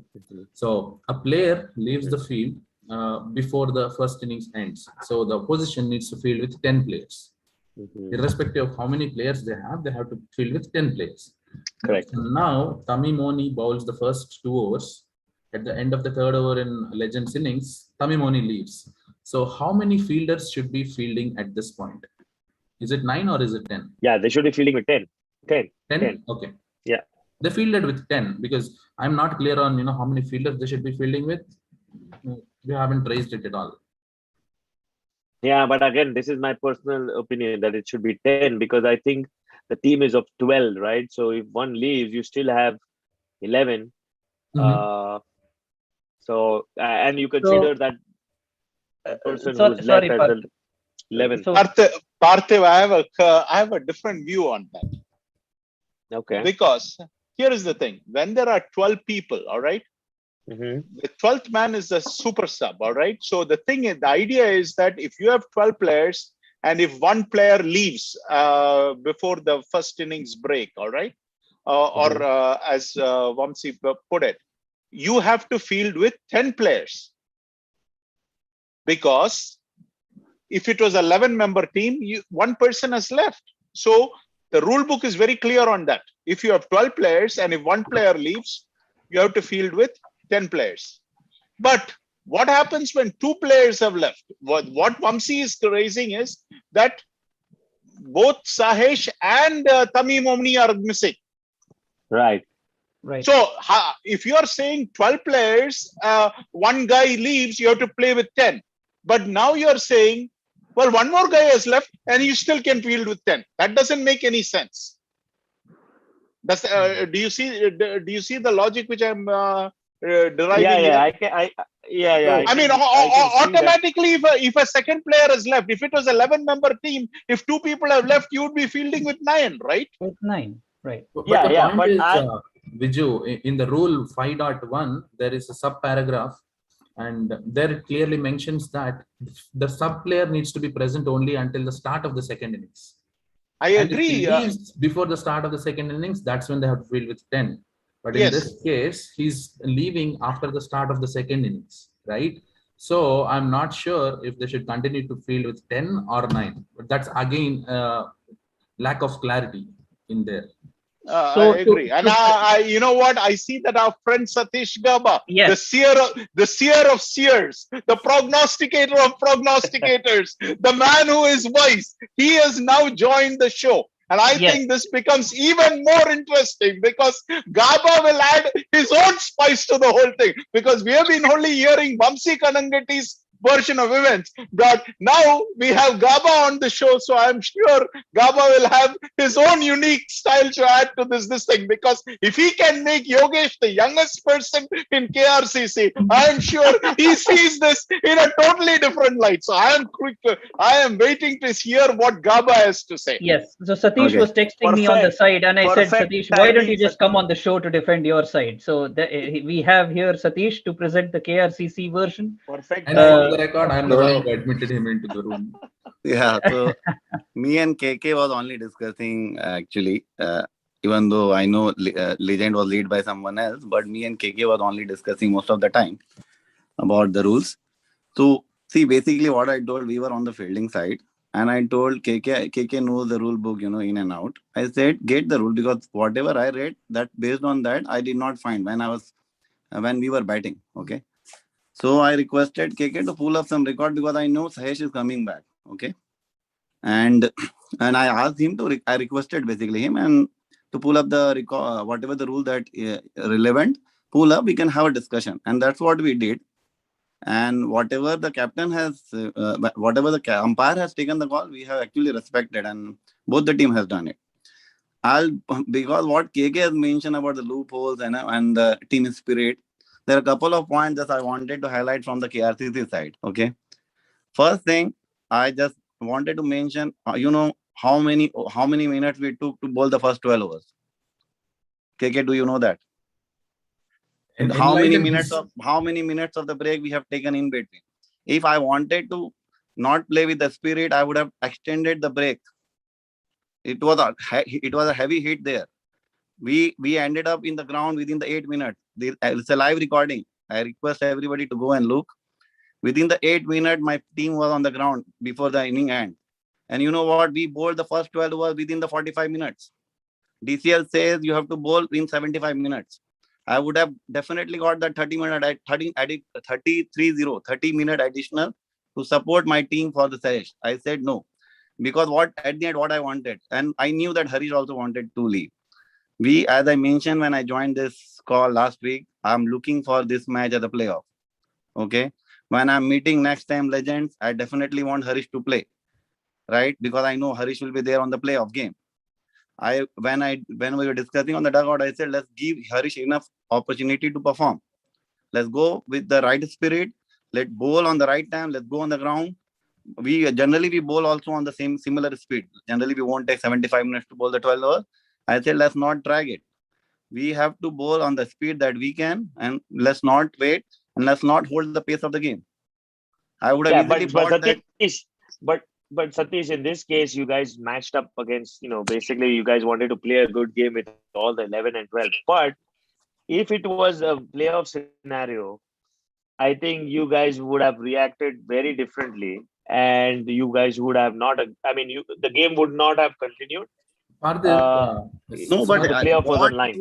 See, what I'm saying, Parthiv, you are questioning me on something which has not happened. When KK has questioned us for the spirit, I just wanted to highlight this point that we had that.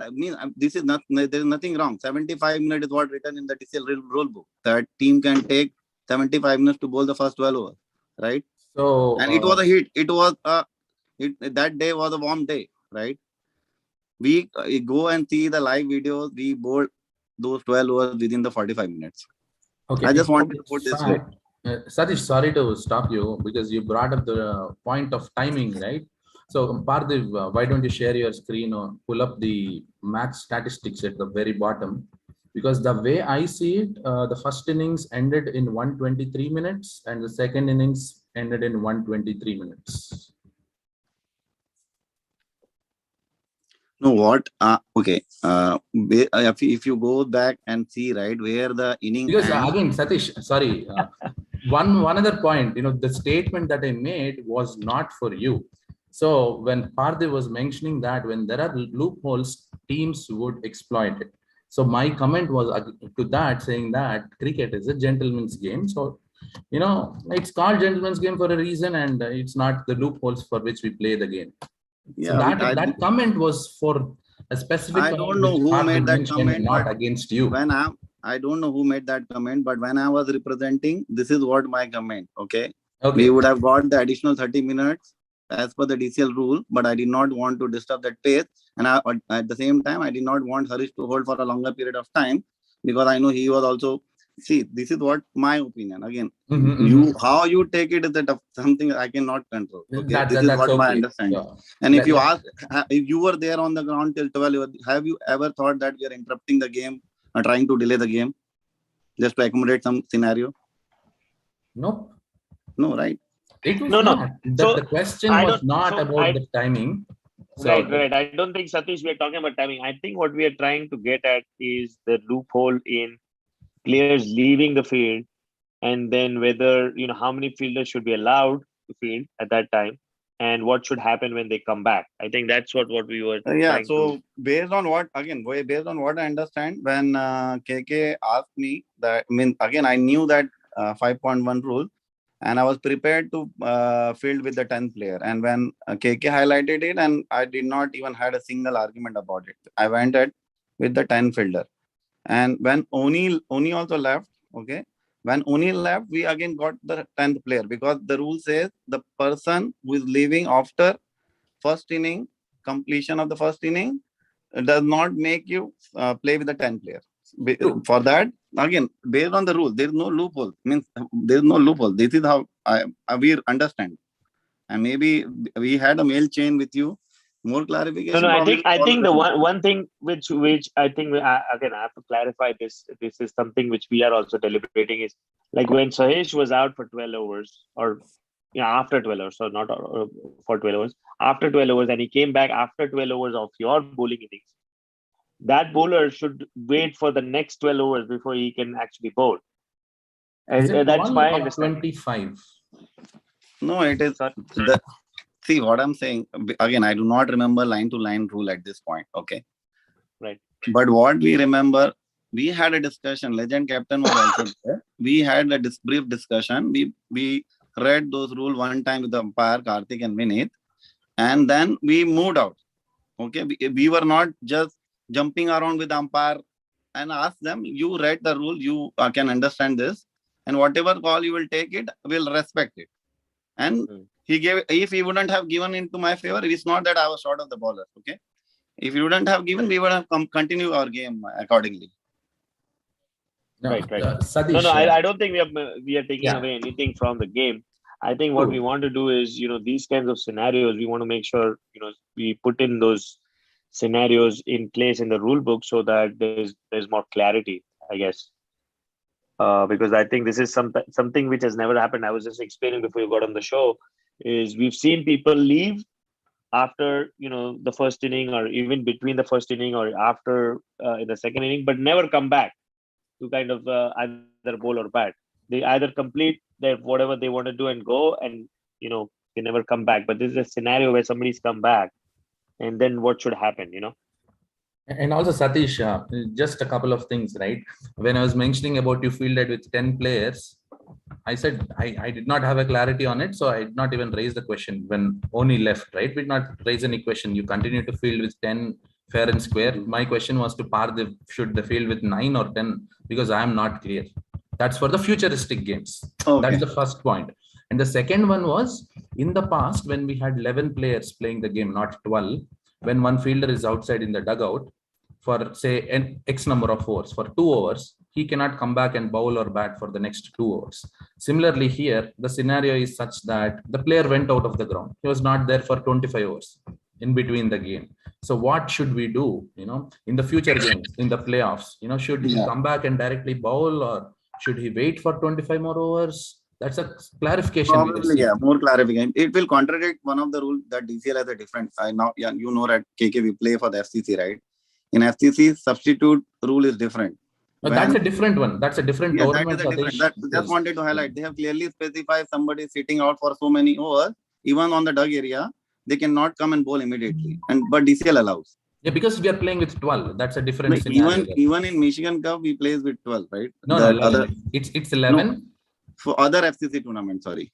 Yeah, I mean, that's a different one, right? Let's not mix it with DCL. Yeah, and even Michigan also allows the same. Even Michigan, if you are 12th player, if you're sitting out, this is how the rule. They have defined the different rules, and DCL has defined the different rules, right? So it's absolutely agreed, because for DCL, it clearly says if you are in the dugout, come back, you can bowl because you are playing with 12. Okay, how you want to rotate your fielders, it's up to the captain, right? But, if the fielder is not in the ground, he's not in the ground, he's not in the dugout, he's somewhere else. Maybe he went for shopping, or maybe he went for an afternoon party because his family wants him to be there. He went, but once he comes back, what is that we have to do? Because we are penalizing a player if he is not present for 12 hours, the first 12 hours of the game.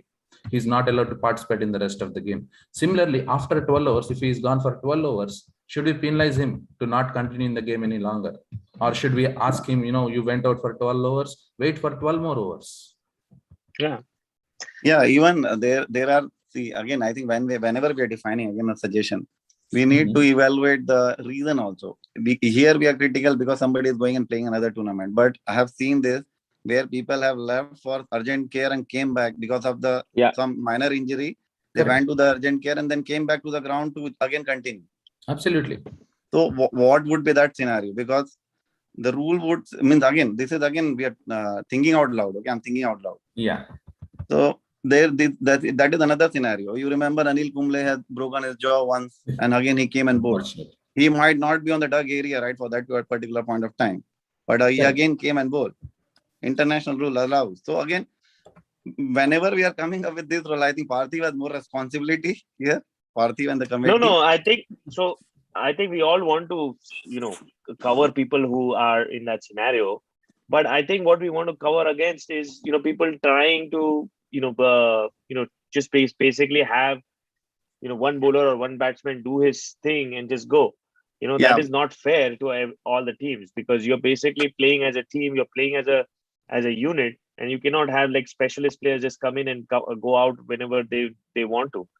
So, even if you ask me, Parthiv, that even the rule that, personally speaking, the rule that says, right, if you are done with one inning and then bat and go, probably that also something that we should look after. Yeah, so either we don't have any rules, or we don't have any rules, or basically we have to cover what is essential. Because this 12-player concept is making things more confusing at this point. If there would have been only 11, and somebody has left, already you are done with the 10-player, right? You do not have 12-player at all. Right. But what I was saying then, let's not just limit this rule to the first inning, because I know there are many tournaments, even the people who just come like what Harish did, they are fortunate enough to win the toss. Otherwise, they would have also on the same spot what has been done with us, right? I would have gone and probably fielded on that if I would have won that toss. So, Harish, if leaving, I'm not pointing Harish, but leaving Harish like a scenario should also be avoided. If they are committed to this, probably they should play for the whole time if super sub concept is there. Or else at least the rule should be there if somebody is not there for the second inning. Some panel is something to be, something to be done for their side. They should bat with the 9 or something like that. It's tough to control by the umpires again, but my 2 cents.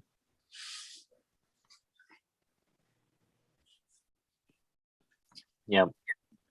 Okay. Yeah, this is something which even we have yet to discuss. So more to come on this. Yes, keep us posted, Parthiv, because going into the next games, I don't want to have such conversations with whomsoever it is, right? In this case, the discussion happened with Satish, right? Right. But but the conversation that we brought up in today's meeting, it is for the futuristic games, be it the playoffs or be it the next season, right? To avoid these such kind of scenarios, what can the DCL committee or the community do together? Well, question, KK, is whether we can change any rule in the middle of a season. You see, if the you rule probably can up. Now if we change the rule now, probably is not fair to the future teams, but probably for next season you can think of changing some of these things. I mean, in the sense that we always have a rule in DCL that in the middle of a season, we are not changing any rules. We started the season with this set of rules. We're going to go through the whole season with that set of rules. Now, after all, it's the captains who voted for the super sub rule to be allowed in DCL. So, I agree that there is, clearly nobody had ever thought that a player would go and then come back after 25 overs. That is something which none of us ever foresaw at all. Am I right, Parthiv? Absolutely. I think I'm going to give a separate shout out to Shahesh for driving all the way to.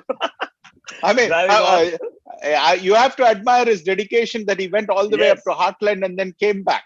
But having said that, none of us ever thought that would ever happen.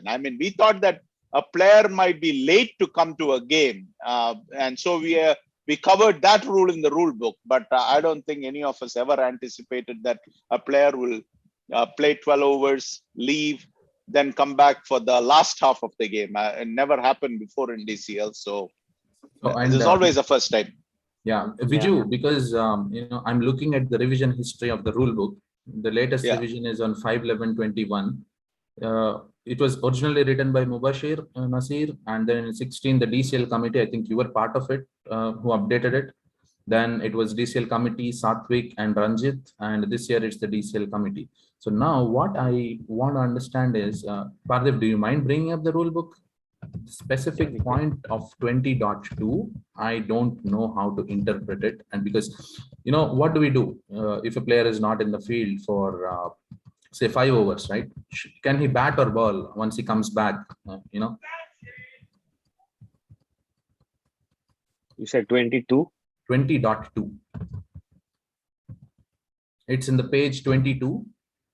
Oh, page 22. Yeah. And it is 20.2. Yeah. So scroll down, please. No, you're good. Oh, yeah. That one where you see the player who shows a plate can be allowed to participate. You have all that content, right? I don't have any questions until the last. But the last point, it says, so the late comer penalty is extended to the player for both innings.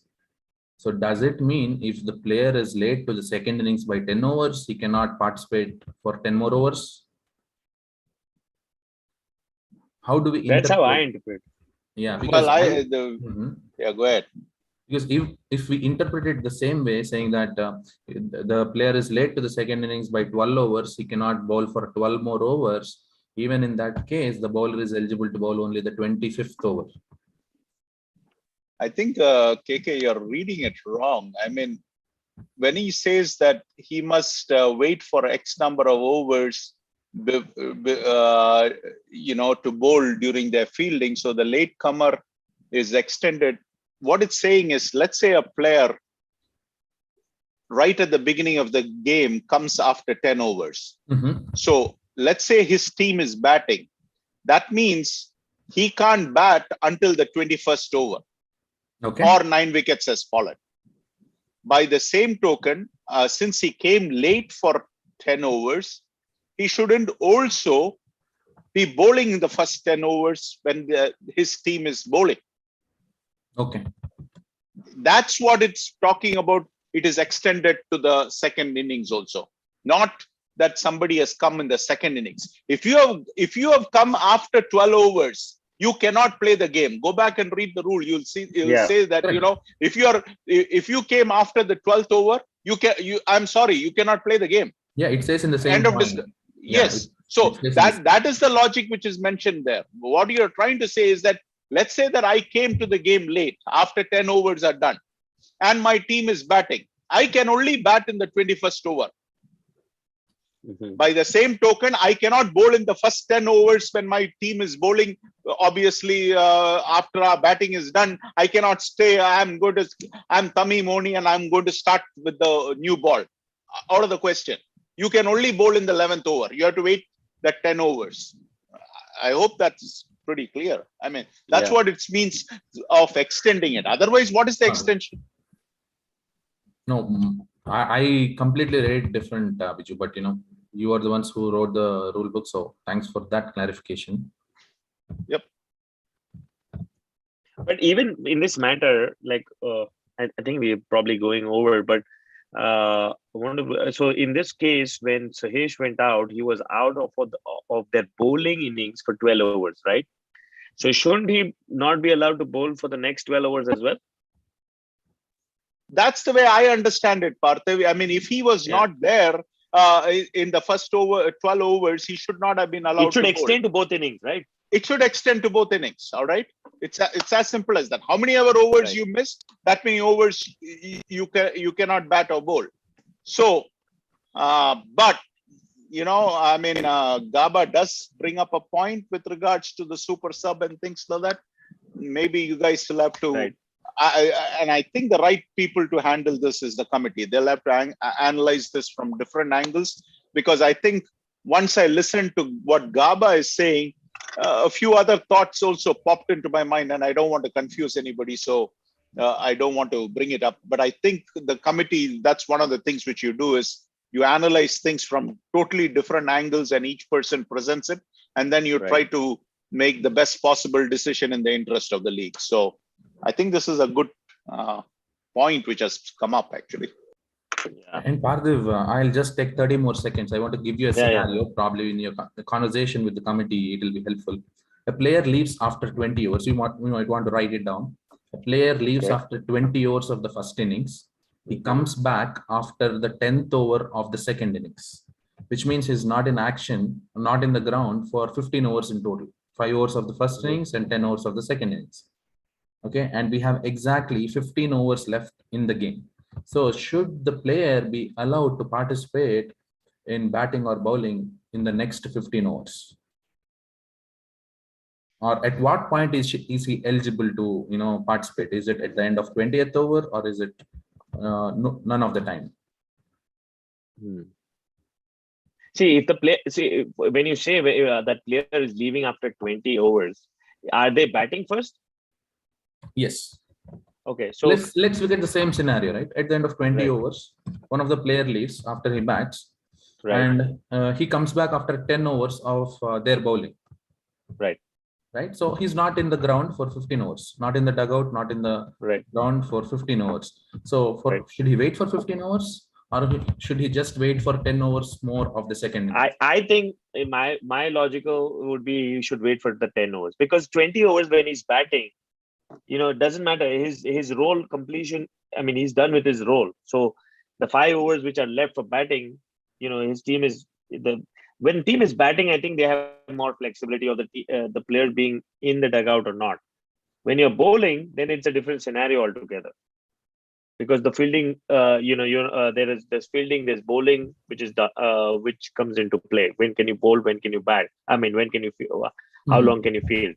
So in this scenario, if I left at 20 overs, let's say I finished my batting and my team tells me. Let's say you did not finish your batting. Let's say you did not finish your batting. So if I come before that, let's say I leave at 20 overs and I come back on 24th over. So I have 4 overs which I was out. So I shouldn't be allowed to bat for the next 4 overs. So that means effectively I cannot bat. Right. But if I'm done with my batting, I can basically between 20 to 25th over and the break time, I can be out. I can be basically getting drinks or whatever for my team, or coffee or bagels or whatever, or lunch or whatever. I can do that before fielding starts. Okay, sounds good. Thanks, Parthiv. Okay, sounds good. Good question. Based on your logic, the bowler should not have bowled until the end of 24th over. Correct. Yeah, and that is my interpretation again, not official committee interpretation. Yeah, sure. We are talking our personal opinions here, so I understand. Yeah. All right. We still have a few games to go, so let's do that quickly. The next game we have is the Dark Horses versus Dynamites. Again, this was something which I think Vijay would be very, very proud of. The Dynamites are looking really, really good this season. And I see Vijay, I follow him on Facebook. He's my friend. And I see that something which he's done, which I want to bring up and give a shout out, is I think they have an individual prize distribution ceremony after each game, where the performers are kind of awarded, a small token of appreciation from the captain, and there's a photo being posted on Facebook and acknowledgement.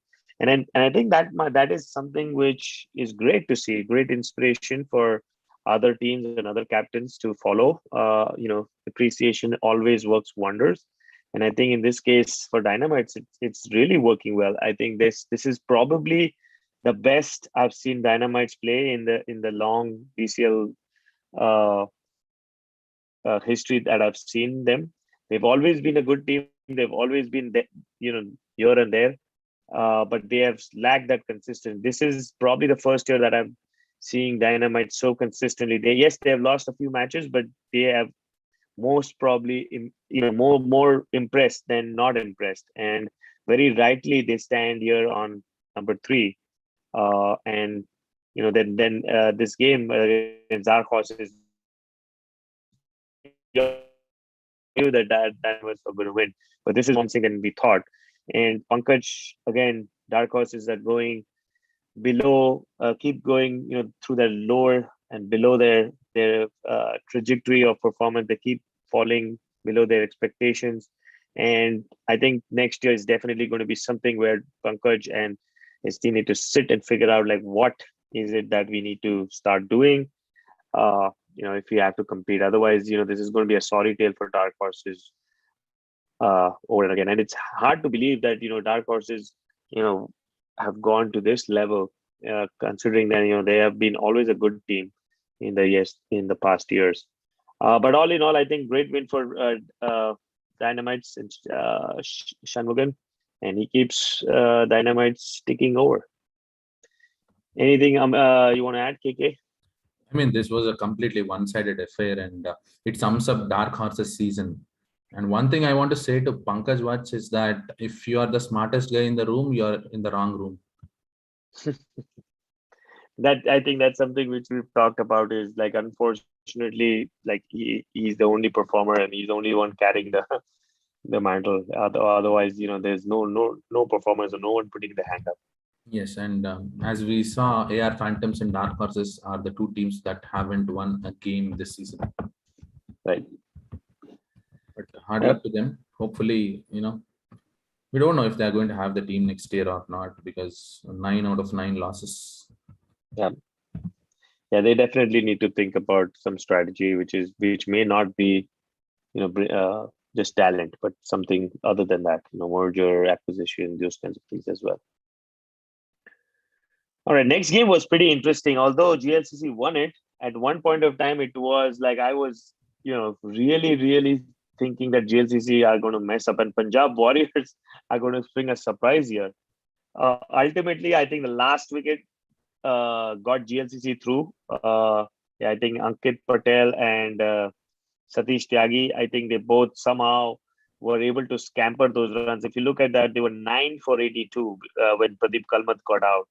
And they added those valuable 15, 16 runs for the last wicket to scamper on the victory. But I don't know what's wrong with GLCC, really. I mean, I really think they're a good side. They have that experience. They have both, youth as well as experience. The Ankit Patel, I've seen him. He's pretty exciting prospect. Shoaib Sheikh, I've seen him. He's an exciting prospect. And then they've got the old timers, the experience of Abhishek and Ajit and Samesh and Pradeep and Satish Tyagi. But somehow I think their performance hasn't, like, ever since that that lost to Gladiators, they just tripped time after time, and they've lost like 3 games in a row. This was another one where they could have had a hiccup, and surprising to see them. And I see, Samish kind of, using some of these games to get the players qualified, like Preet and Manpreet, both of them being in this game. Again, obviously, they wanted to be there for playing against Punjab Warriors, so makes sense for them to be included. But I think there's something which is not getting right for GLCC. Either it's their batting lineup or the order in which they are going. I think something is amiss here. I think they're sticking with Abhishek and Ajit at the top, and that hasn't worked in most of the games. And I think Ashraf, he's been also tossed around a few times up and down the order. Samish himself doesn't feature in a lot of the 11s. I don't see him in a couple of games, and even if he's playing, he's part towards the bottom. So I see a lot of these disparities in the GLCC lineup. I'm not sure as to if this is a conscious effort to get people more chances or get people qualified, but somehow I think they've just lost track of the momentum. And I'm hoping that before playoff, they get their act right. In this case, Punjab Warriors, nothing to lose. Just go out and do balle balle, and that's what they did. They basically, got out and scored those 96 runs. I think that was a good score to against a GLCC lineup. Again, if you look at the bowling lineup for GLCC, you have like 7 or 8 bowlers, which is generally not the case for GLCC. They don't have so many experimentation. But I think at least they got the win out of it. I'm pretty sure they didn't get the win out of it, that would have made MCC Miles really, really interested if that would have happened. So all in all, I would say a game which was supposed to be easy, made interesting by GLCC. And Parthiv, I think in this game, the Punjab Warriors did not just do balle balle; they actually played all the 25 overs. Right. Right, and there are a few points which I want to bring up here, especially in the GLCC unit. One of them is Hemant is not playing because of his back injury, which he recently had in a Mishka game. He was not able to, move for a bit, and then he had to go through medication, visit the hospitals. So I know, it's a sad story, but hopefully he'll come back strong. That's one. And then we also see Sandeep Gopinath is not frequently playing. He only played 5 games. And the third point that I want to mention is that Samish is not playing in this game. Yep. So 3 top-notch guys not playing in this game, and that might have hindered their progress. But all credit to Punjab Warriors. They have brought this game to the wire and made it very interesting. It was going on in the next field in the West Bloomfield Community Park, and good game. And the GLCC, I think it's time they go back to their drawing board and think about who can replace him. Yeah, I think they have a couple of options from not only just from the bowling unit, but I think they somehow haven't been able to get the right 11. So I'm thinking, come this next game, and I think they have one more game.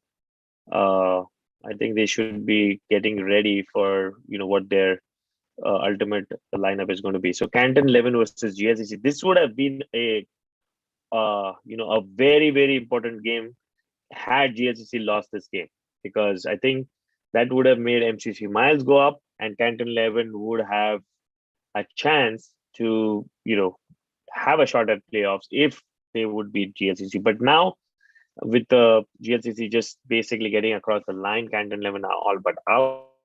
But I think GLCC will use this game to get their batting order right. All right, so let's go to the next one. Go back.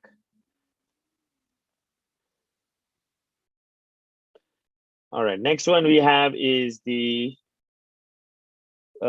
Rising Stars versus Sterling Strikers. Another game which I, as we come towards the end of the regular season, we don't see a lot of these games have any consequences on the playoff structure or even the points table. This was another game. Rising Stars haven't been able to deliver all throughout the season. they haven't been able to even compete or even challenge anyone. Sterling strikers have been too good. They have definitely risen from their FHCC days, or even the last year when they were Sterling strikers. They have definitely brought in a much stronger squad, which is definitely challenging. Challenging from the point of view of being competitive in Pool C. Not really. I wouldn't say that they are a title winning, or even you know coming in the semifinals, which I think Mansab Bhatt had mentioned. He left a comment mentioning that Sterling strikers are definitely going in the semifinals. But I don't see them. I don't see that happening. I think it's encouraging that they have reached so far, and they will be probably in the first or the second round of playoffs. But I don't see them going past that. I don't see them in the top four. But in this case, this was an easy win for them against Rising Stars. Rising Stars, as I mentioned, there's been no notable performances of any throughout the season. Anything you want to add, KK, Avi? In the interest of time, I think we can go ahead. Okay. I think we have one more game. I think the last game is FCC versus UCA. This was a game which was played during the week. FCC has suddenly kind of woken up, and at the nick of time. I think one game too shy, and they would have, kind of handed over their playoff chances. I think they have got up in the nick of time. The batting has started to click. Their bowling has always been good, but their batting was a problem, and now they're starting to kind of score. You see a more stable, a more consistent batting order. Vijay Mehta has been featuring in these games regularly. You see Tejas also coming in. He's been moved around from coming towards the top, towards the middle now. Prabhu, that he's been at the top in the last two games. He's been contributing pretty heavily. In this game, I think that 155 score against UCA was probably going to be a little too much for UCA. UCA, credit to them, they scored 108, which is great. But all in all, I think again UCA have been, they had back-to-back two games in this week. They were pretty much happy with where they were. They had nothing to lose. They experimented again, just like the game I umpired. They experimented with pretty much everyone. Gave everyone a shot at bowling, everyone a shot at batting, and they just were, just having a picnic out there. And FCC, absolutely wanted to make sure that they win this game, get those 5 points, and they did. That, as we have mentioned in our previous discussion, that makes Pool A really interesting. I think Pool B is the one which is all but sealed, but Pool A and Pool C is still in question, because I think MI Rangers, GLCC, and MCC Miles, they are all in that mix. Anything can happen. An upset here or there can cause GLCC to even go out if Canton 11 suddenly has a one good day. I mean, Canton 11 is going to have one of their games against Gladiators, and the way I see it, the way they are dismantling Sterling strikers at the moment, it's no. Canton 11 is playing GLCC. Is it against they already MCC Miles has a games against Glad, so that is the tough one for MCC Miles. Okay. Yeah, MCC Miles is against Glads and GLCC played Canton 11. So that's why these three is really going to be interesting. Similarly in Pool A, where FCC, SSK, Patriots, Troy Hawks, all of them play against each other. So that's going to be another. I see the tough one is in Pool A, FCC, SSK, and Patriots. But I feel like the sixth team will be from Pool A only. MCC Mile has very thin chances. Yeah, Pool B is settled, I think, apart, unless Kings 11 lose their last match, which I don't think that's going to happen. Even if Kings 11 lose, it's not going to matter, right? Because Hitman has their game against Blasters, I believe. Yes. So, okay. There's no one to replace them in the number 5 position. And who do? Yeah, I think Pool B is frozen. I think Hitman cannot move to the 5th position.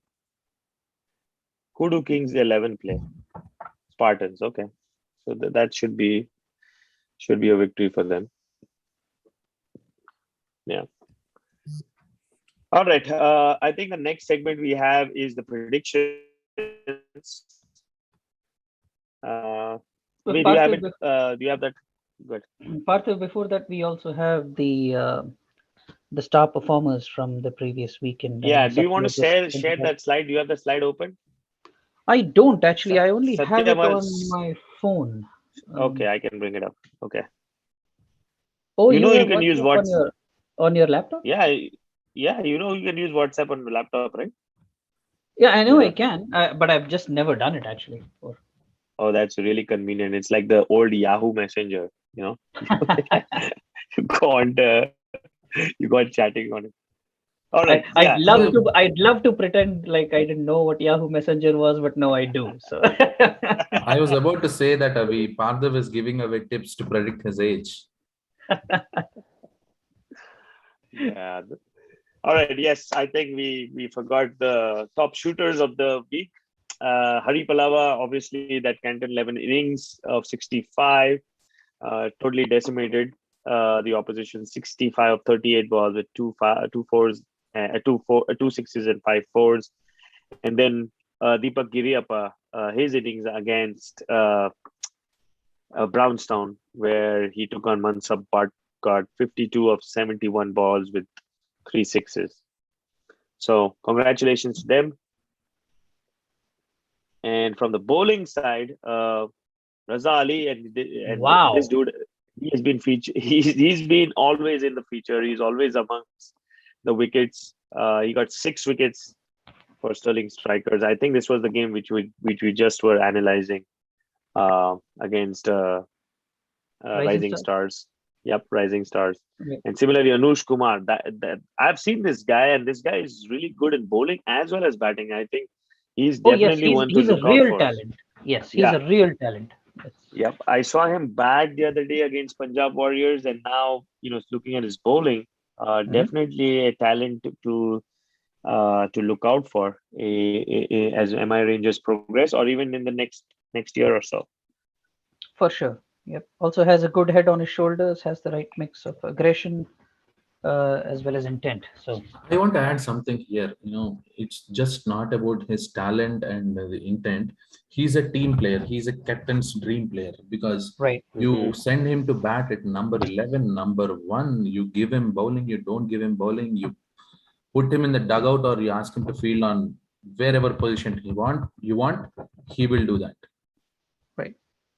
Because he has played for me in the other tournament. So fantastic guy.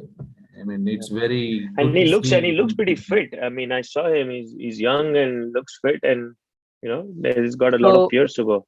So, and one thing that shows his commitment is because I have had the pleasure of working with him for a few years. So, and and I have both seen, and I've seen pictures of him from a few years ago, or even maybe like 2, 3 or 4 years ago, when he was quite significantly overweight and chubby, and he's put in tremendous effort to slim down and make himself fit. And I think that's what is showing on the field.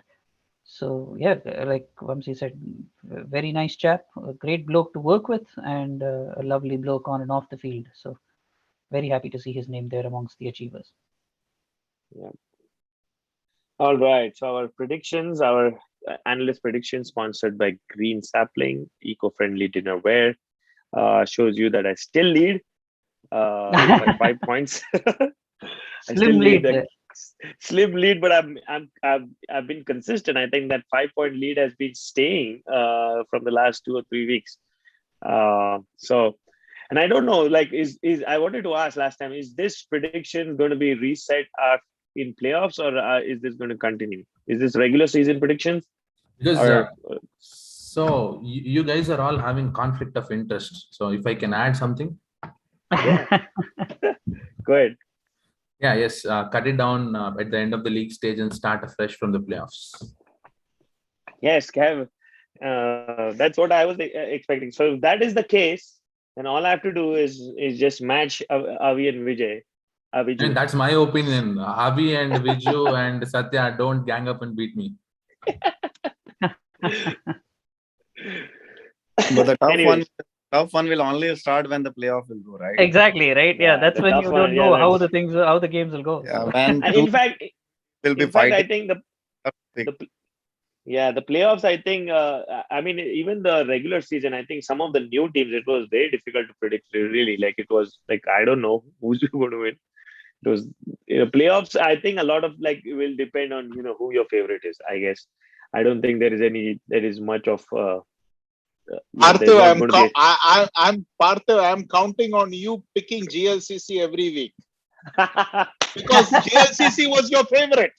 So yes, you can't change the favorites. No, I'm going to stick. I'm stick to them. I'm going to stick to them. No, I still think that they are going to reach because you can never count them off. But head to head, I think it'll be interesting to see the different matchups. Yeah, but the race is till the end of the playoffs. Okay. So right. I think we're just going all the way.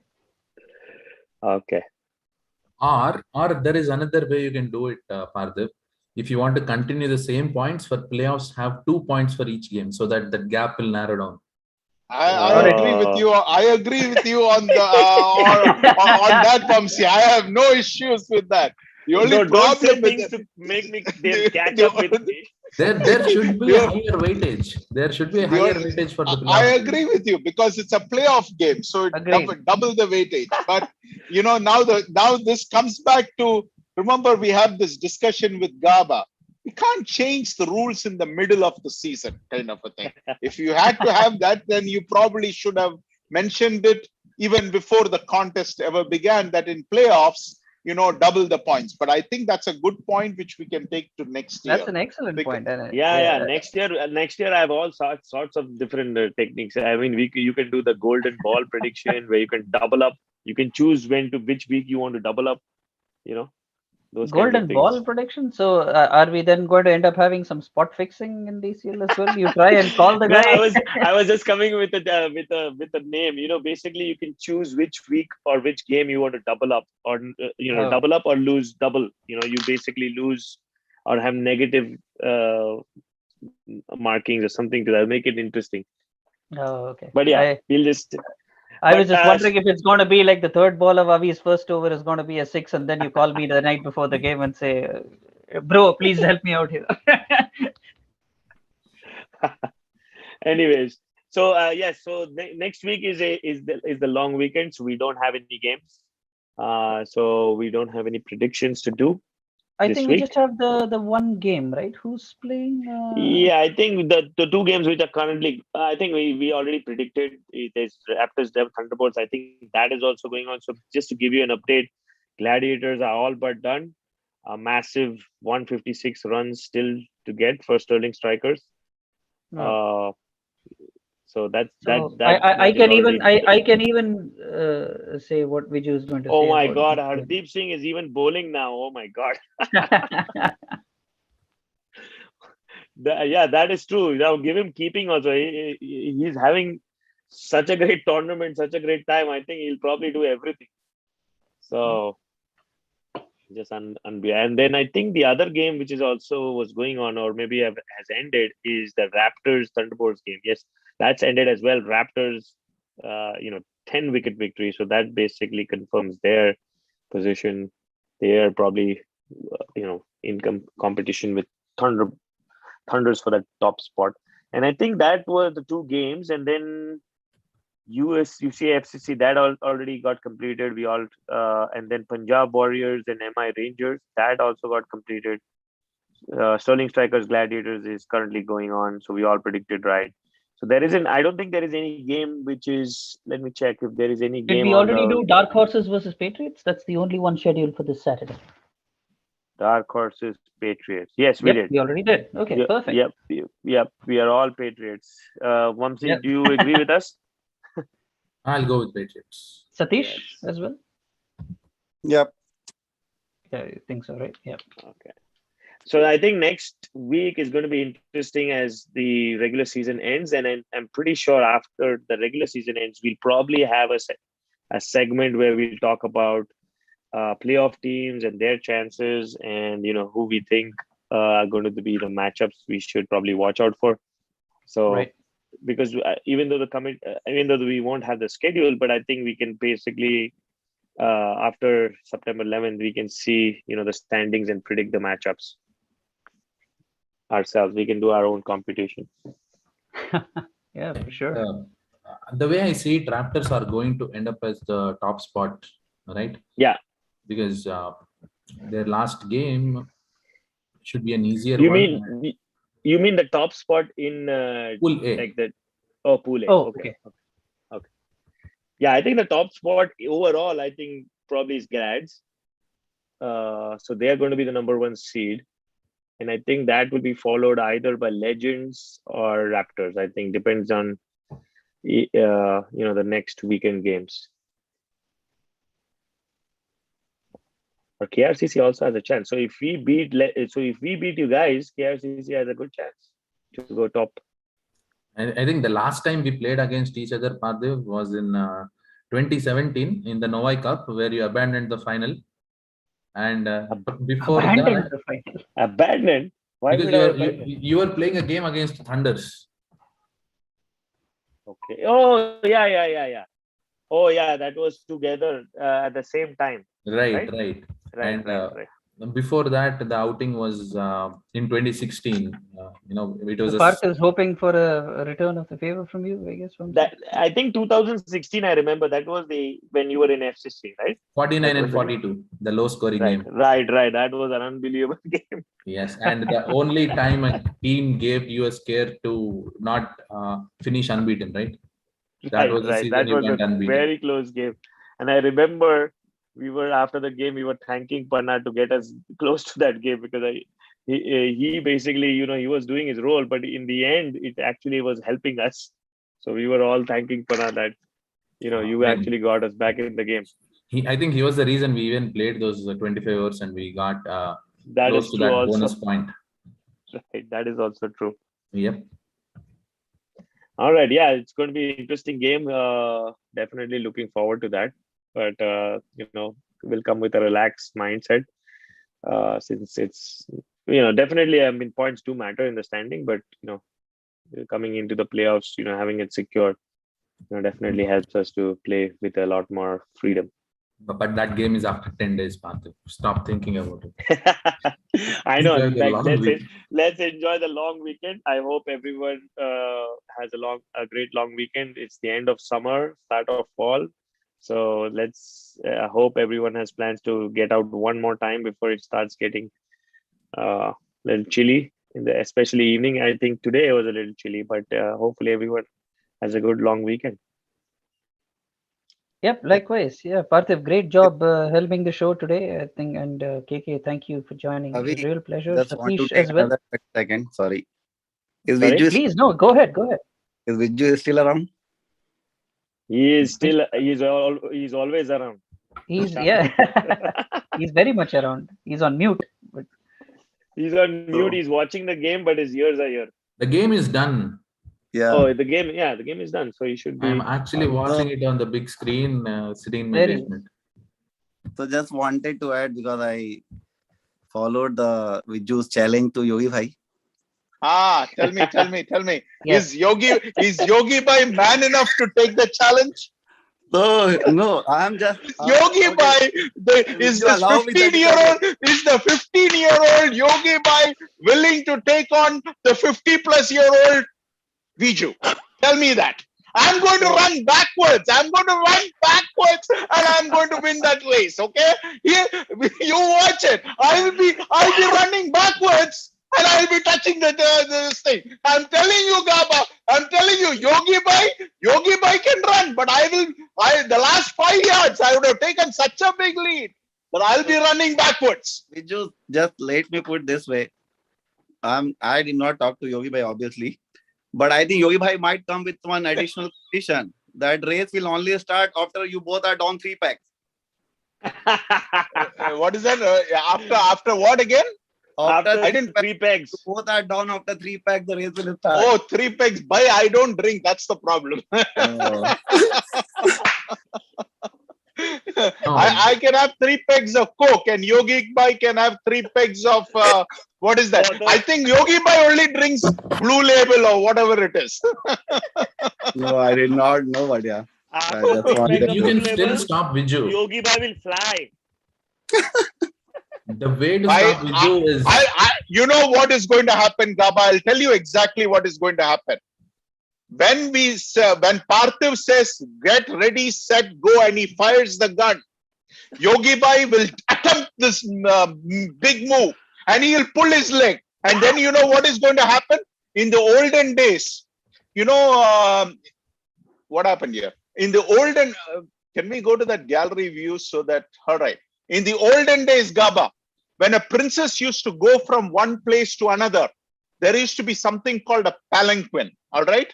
And there used to be people in the front and people in the back, and the princess gets into the palanquin and they, you know, cover up the palanquin and they used to transport her. That is what is going to happen. You, Sahesh Wasan, Maulik Patel and Ronnie Patel will be coming and carrying that palanquin, and you guys will be carrying Yogi Bhai in that palanquin and coming towards this thing, and I will be saying, come on, Gaba, come on, keep coming, baby, keep coming, baby, and I'll be touching the finishing line. This is what is going to happen. Look at this. See, you made one innocent comment last when I asked you, I asked you for something which nobody else knows. And I have taken that one comment and I have blown it wide open. Thankfully, Viju hasn't watched any movies after 1985. So I think that's why he's not singing the Doli Saja Ke Rakhna song as well. That's a good one. Yep. But our friend Gaba will be doing the Doli Saja Ke Rakhna for Yogi Bhai.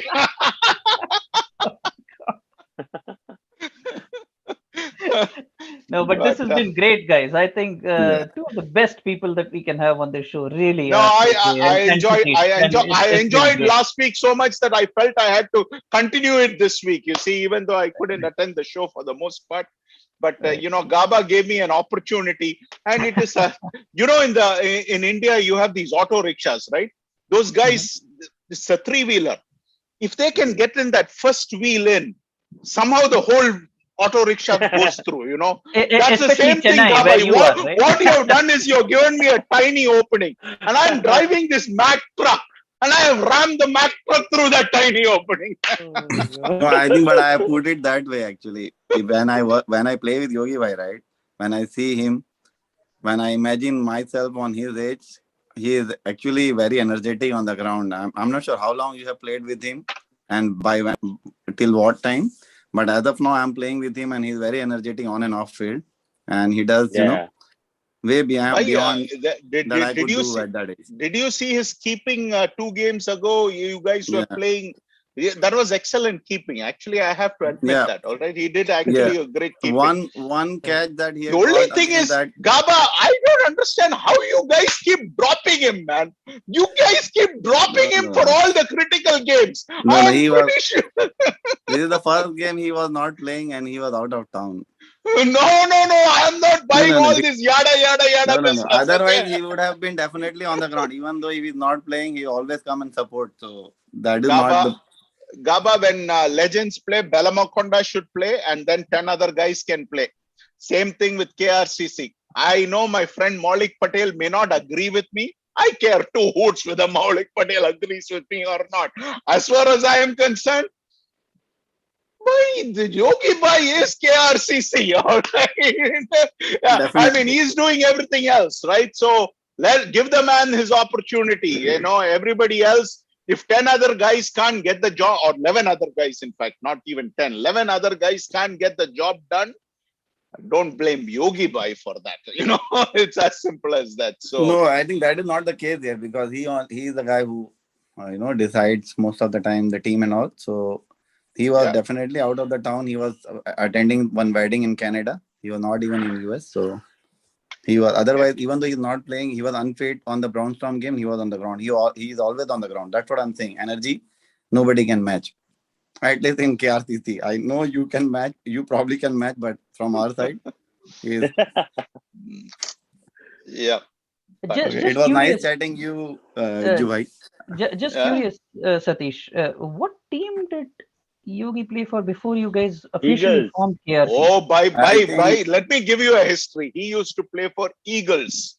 Then he went and became the captain for Greens. And you know what is a record which Yogi Bhai has under Greens? Okay. Tell me the record which Yogi Bhai has developed with Greens, which I don't think in the history of DCL will ever be broken. Gaba, you know what is the record? No. He won all There the is tosses? one record. Huh? He won all the tosses? No. Wrong. Kick him off the show. Gaba. What is the one record which Yogi Bhai got? Okay. And remember, Mansab Bhatt played for Yogi Bhai that particular year. Yogi Bhai got a record which I don't think anybody in DCL can even touch. I mean, touch means not even remotely touch. If I was running backwards to touch the thing, man, I'll have to crawl like a snail and still not be able, it's not going to happen. Not going to happen. Actually, yeah. Sorry. No, go ahead. Sorry. No, sorry. You were in the middle of something. I'll say no, after. So tell me, do you know what is the record? It's a great record. It's an absolutely great record. No idea, is it? No idea. No idea? Gaba is clueless. Okay. Avi, what do you think is the record? I don't have an idea. No idea. Okay. No, yeah. Okay. KK, any idea? If Yogi Bhai's drink buddies don't know, how would I know? I don't know. I thought you're a walking encyclopedia, so maybe you might know it. I don't even remember the team name Greens because I started playing in 2015. Oh, I mean, Yogi Bhai was the captain of Greens, and Mansab Bhatt played for Yogi Bhai. And there was also a guy called Manu. I do not know if you guys know Manu, left-arm bowler. Okay, and he's a good batsman and things like that. Right. I don't Manu know. Manu VG, Chabri, right? Manu something. No. All right. I don't know what his last name is, but Yogi Bhai knows him very well. Record is the lowest score in DCL history. Okay, now let me ask you this question. What do you think is the lowest score in DCL history? 7? They scored the lowest score? Or they scored, and it was against Knockers. Knockers batted first and scored 151 runs. In reply, Yogi Bhai and company scored a certain number of runs, which 7. is the lowest history in DCL history. Parthiv, you have played DCL for endless ages, but your memory is not very good, my friend. Man, my memory is very bad. Most of the thing, you're clueless. So anyway, give me a guess. So I know the lowest which GLCC had was like 18. So it has to be lower than that. So I'm going to guess it's like 12. 12, no, okay. Rising Stars had a score of 10 for 10 in 2015. Okay, wow. 10 for 10 in 2015. Definitely lesser than that. Okay, now what do you think, Gaba? It's your buddy. It's your buddy Yogi Bhai. Yogi Bhai is going to say, "Man, mera izzat barbad ho raha hai." Tell me, Gaba. What do you think is the record? Viju, for your sake, the phrase is "Izzat ka faluda." Okay, so my Hindi is anyway terrible. So I'll take your terminology. When did this happen, Viju? Which year? This is probably, I want to say 2016 or 15. It's one of those years. So that's where I'm looking at, because I remembered, because I have I remembered that I've spoken to Yogesh before, and so he used to play for Troy Hawks, it seems, according to the website. Yes, he used to play for Troy Hawks. He has played for multiple teams. Because I remembered a game against. I remember again. This is a funny story, because this was only my second year in DCL, and I had plodded my way for 18 runs after batting for 20 overs with the softer ball. And so Yogesh was the opposition captain. And after the game, he actually came and shook my hand and said, "Bahut achhe khele yaar." And I actually thought he's making fun of me. I thought he's being sarcastic. And I was like, "Dude, What do you mean? And then Ravi quickly ran over and said, no, he actually means it as a compliment because it is that difficult to score in this. So Okay. that's where I was wondering. So I have if met it's Yogi before. 2000 So I think it's around 2015, if I'm not mistaken. No, it can't be 2015. At that time, Greens weren't there. They weren't allowed around. No, there was What are no you Greens talking in about? 2015. Greens Well, weren't there. there You're was talking green. about, I think, 10, No, 12. it's 100% it's Greens. 100% it's Greens. Then it's Then it either has to- 2014 or 2013, but Greens were there. Trust me. Yogi Bai was the skipper of Greens. Okay, so yeah, Okay. maybe the timeline is different, but yes. Okay, but Yogi, and it was against Knockers, and it was in Novi Power Park. So I mean, we played on the neighboring ground. Okay. And this, okay, anyway, let's cut this thing. The record, the lowest total ever in DCL history is 4. Holy 4 runs. cow. 4 runs. Seriously? Yogi Bai had only 7 or 8 players, and one of the players was Mansab Butt. Wow. Mansab Still 4 Butt, runs? yeah, 4 runs. That's it. Wow.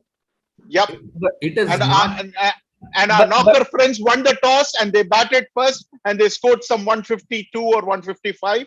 And these guys were out for 4 runs. It was like a 150 run margin of victory. But you know what? To go from there to building the KRCC unit that they are today, hats off. I mean, it's, to be honest. Yeah, but you know, see, at that time he didn't have smart guys like Gaba to help him, right? See, now that's the difference, right? You need some good, capable lieutenants. So what Yogi Bai had was just Yogi Bai himself, and then he is getting Manu. Manu will come one game, then he'll not show up for 2 games. So you can't run a team. You have guys right now. There are dedicated guys there. You know, Gaba plays every game, and you have a few other guys who are ready to play every game. So I think that's the key. That's the key to anything. All credit goes to Yogi Bai only to build up this KRCC. So I agree. I think kudos to him on building it up. I mean, not taking anything away from Satish, but you know, but you know what is Yogi Bai's favorite name? It's Eagles, because that was the first team for which he played, and Yogi Bai loves Eagles. I'm still surprised that he has not renamed KRCC to Eagles. Yeah, to be honest, I think it was Troy Eagles in 2016 when I actually met him first. It was Troy Eagles. It wasn't Troy Hawks. Before KRCC was the Troy Hawks. It was Troy Hawks? Okay. 2017 Troy Hawks, if I'm not wrong. Is it No. Troy Hawks is a totally different team, and KRCC was a different team. KRCC was called Auburn 11ers before. Right. No, but Yogi was part of a team that is called either Troy Hawks or Troy Eagles. Yeah, no, Yogi was part of KRCC. Troy Hawks, because I played against Santosh and Yogi Bai, and correct. Yogi Bai was one of the players there in Troy Hawks. Right. He was one of the main bowlers. Okay, so Yogi Bai has played for Greens. He has played for Eagles. He has played for Troy Hawks. He has played for KRCC. So, you know, Greens, all these teams he has played for. So Yogi Bai is a well-traveled person in DCL circles. And coming, I think around if I'm not wrong, I think more than 15, 18 years he's playing, if I'm not wrong. Again, Viju might know better. Yeah, he has been playing for a long time. No doubt about it. That's why I know him for so long. But Viju, I want to say something, right? There are a few folks in this league. Like, you know, for Dynamites, it's Vijay Shanmugam. For FCC, it's Vamsi. For Indus Thunders, it's Gopu and Azim. Similarly, for Gladiators, it's you. And, you know, for Legends, it's Satish. Brownstone, it's Rashid Malik. And I don't remember the rest of the names. For KRCC, it's Yogi. Ravi for Pokeries. Ravi for Pokeries. I did not yet get to the pool C. So, okay. I'm going by... But MCC Miles, Ram Saladi, so all these folks, right? You know, the teams are there. The league is here with such competition because of you folks. And similarly, as I was mentioning earlier in the show, that, you know, even if Brownstone stops playing, we need to get services from Rashid Malik in some or the other form that can improve the league. You know. Oh, that's why I said, you know, one of the guys I wanted to win the whole tournament was Rashid Malik, because I really feel that the poor guy has put in that much amount of work. I mean, Yasir Farhan, if I'm not mistaken, was the skipper only for 1 year. And look at the luck of the man. That year in 2009, Brownstown won the championship. And Rashid Malik played a very important innings in that winning that championship. He played lights out. So, but poor Rashid Malik, when he became skipper, the best he could do was reach a final, but then he couldn't pull it off against Indus Thunders. So I do feel bad for Rashid. Yep, but it is where we are because of the contributions from various folks like you. So no, I mean that's why I appreciate Parthiv, right? And I feel bad. I mean, I never grudged it when he went and tried that super merger with Raptors and things like that. Because if he could win it that way, that's fine. I mean, if he deserves to win a championship. Yeah, my apologies, Parthiv. You are right in front of me, and I did not. No, that's fine. I basically I've been the same boat with everyone. Basically being a team man, and just basically giving the support whenever needed. So but it's ready. I think like most players are finding out, it's ready to pass over the baton to the younger generation. So I'm in that that middle. I don't think any of us is quite ready to let you go anytime soon. Parthiv, I think among the names that I've read, you're the youngest guy after Yogi Bhai, of course. Nobody can beat Yogi Bhai in this youngest business, right? But no, we like Isaac Newton said, right? We all stand on the shoulders of giants that came before us. So I think the way it's very poignant that you guys are remembering all these people in this 25th year of DCL, right? It's come a long way from when it was just a league with 5 teams or something, which you've mentioned, and 3 teams. I mean, initially it was 2 or 3 teams, and then from there it went to 4 teams, and then it was 5 teams. And of course, if Indus and Glads have their way, it'll again go back to 2 or 3 teams because they'll just swallow up everyone else. But I think. But jokes apart, I think the amount of talent we have in this league has just grown by leaps and bounds, and yes, every now and then we say the committee could do this better, they could do that better. But to be honest, every single person that's worked towards growing this league for these 25 years, I think has done a phenomenal job. So, and I think we are very grateful. Yeah, we have a situation where a Sahesh can run off, go play another game, and then come back. That's testimony to how much cricket has grown. My folded hands to Sahesh.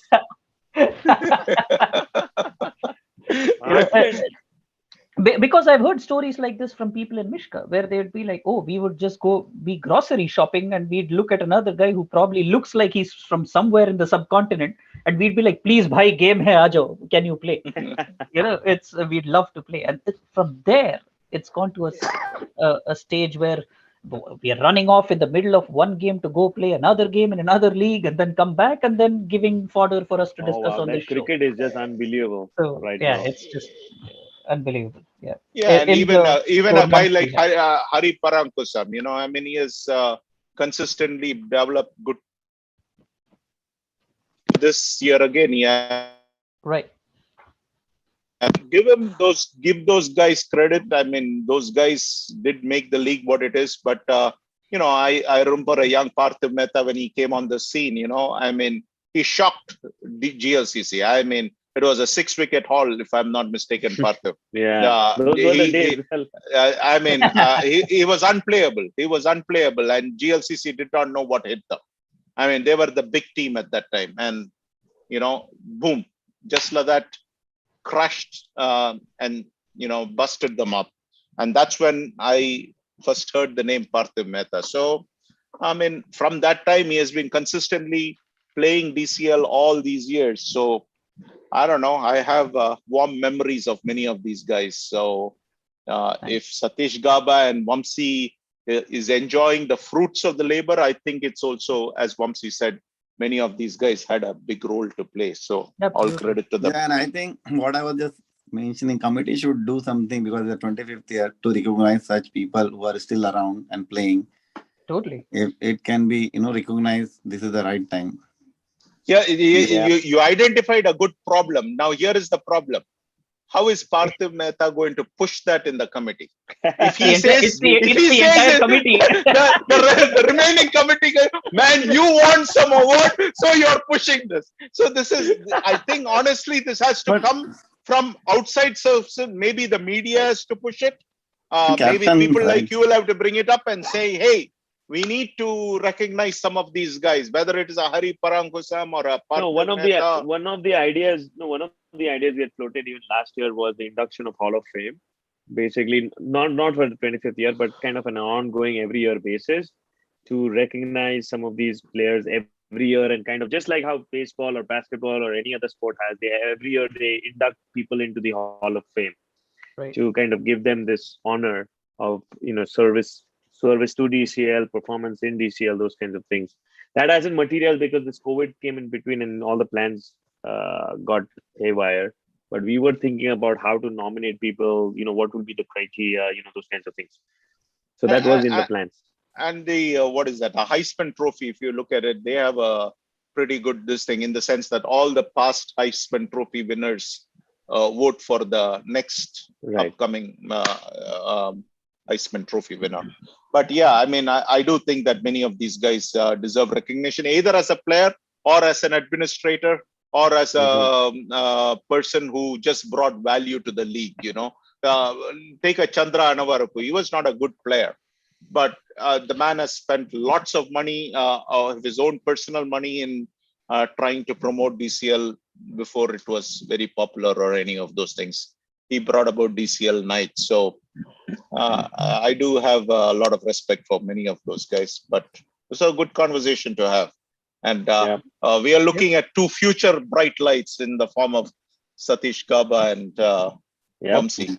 It was good to have them for 2 weeks in a row. So thanks for coming. And thanks a lot, Vamsi, for covering for me. You're welcome. Yeah, had great big fun. Shoes to fill. Very big shoes to fill. So hopefully you did some justice to it. Yeah, you did quite a fantastic job. Of filling it in. So you did very well. Thank you. Yes. Yep. So this was great, guys. It was lovely having you guys. Hopefully, you guys can join us more and more often. We'd love that. The league is in a strong position. The season is in a strong position, and we will continue to follow it here on and off the field on DCL Primetime. Thank you so much for joining this week, Parthiv. You're the one that helmed the show today. I think you earned the right to call the curtains and instead of me. So please go ahead. Yep. Yes, I was just going to say, guys, especially in the East Coast, sleep well because 6 o'clock India-England starts. So at the Oval, we need to get back and win, get back and get the series. So absolutely. All right. Either I'm not going to sleep or I'm going to sleep and get up early. Here's the that. All right. Good night. Good night. Good night, everybody. Good night. Thank you so much for joining us tonight. Bye-bye. Bye.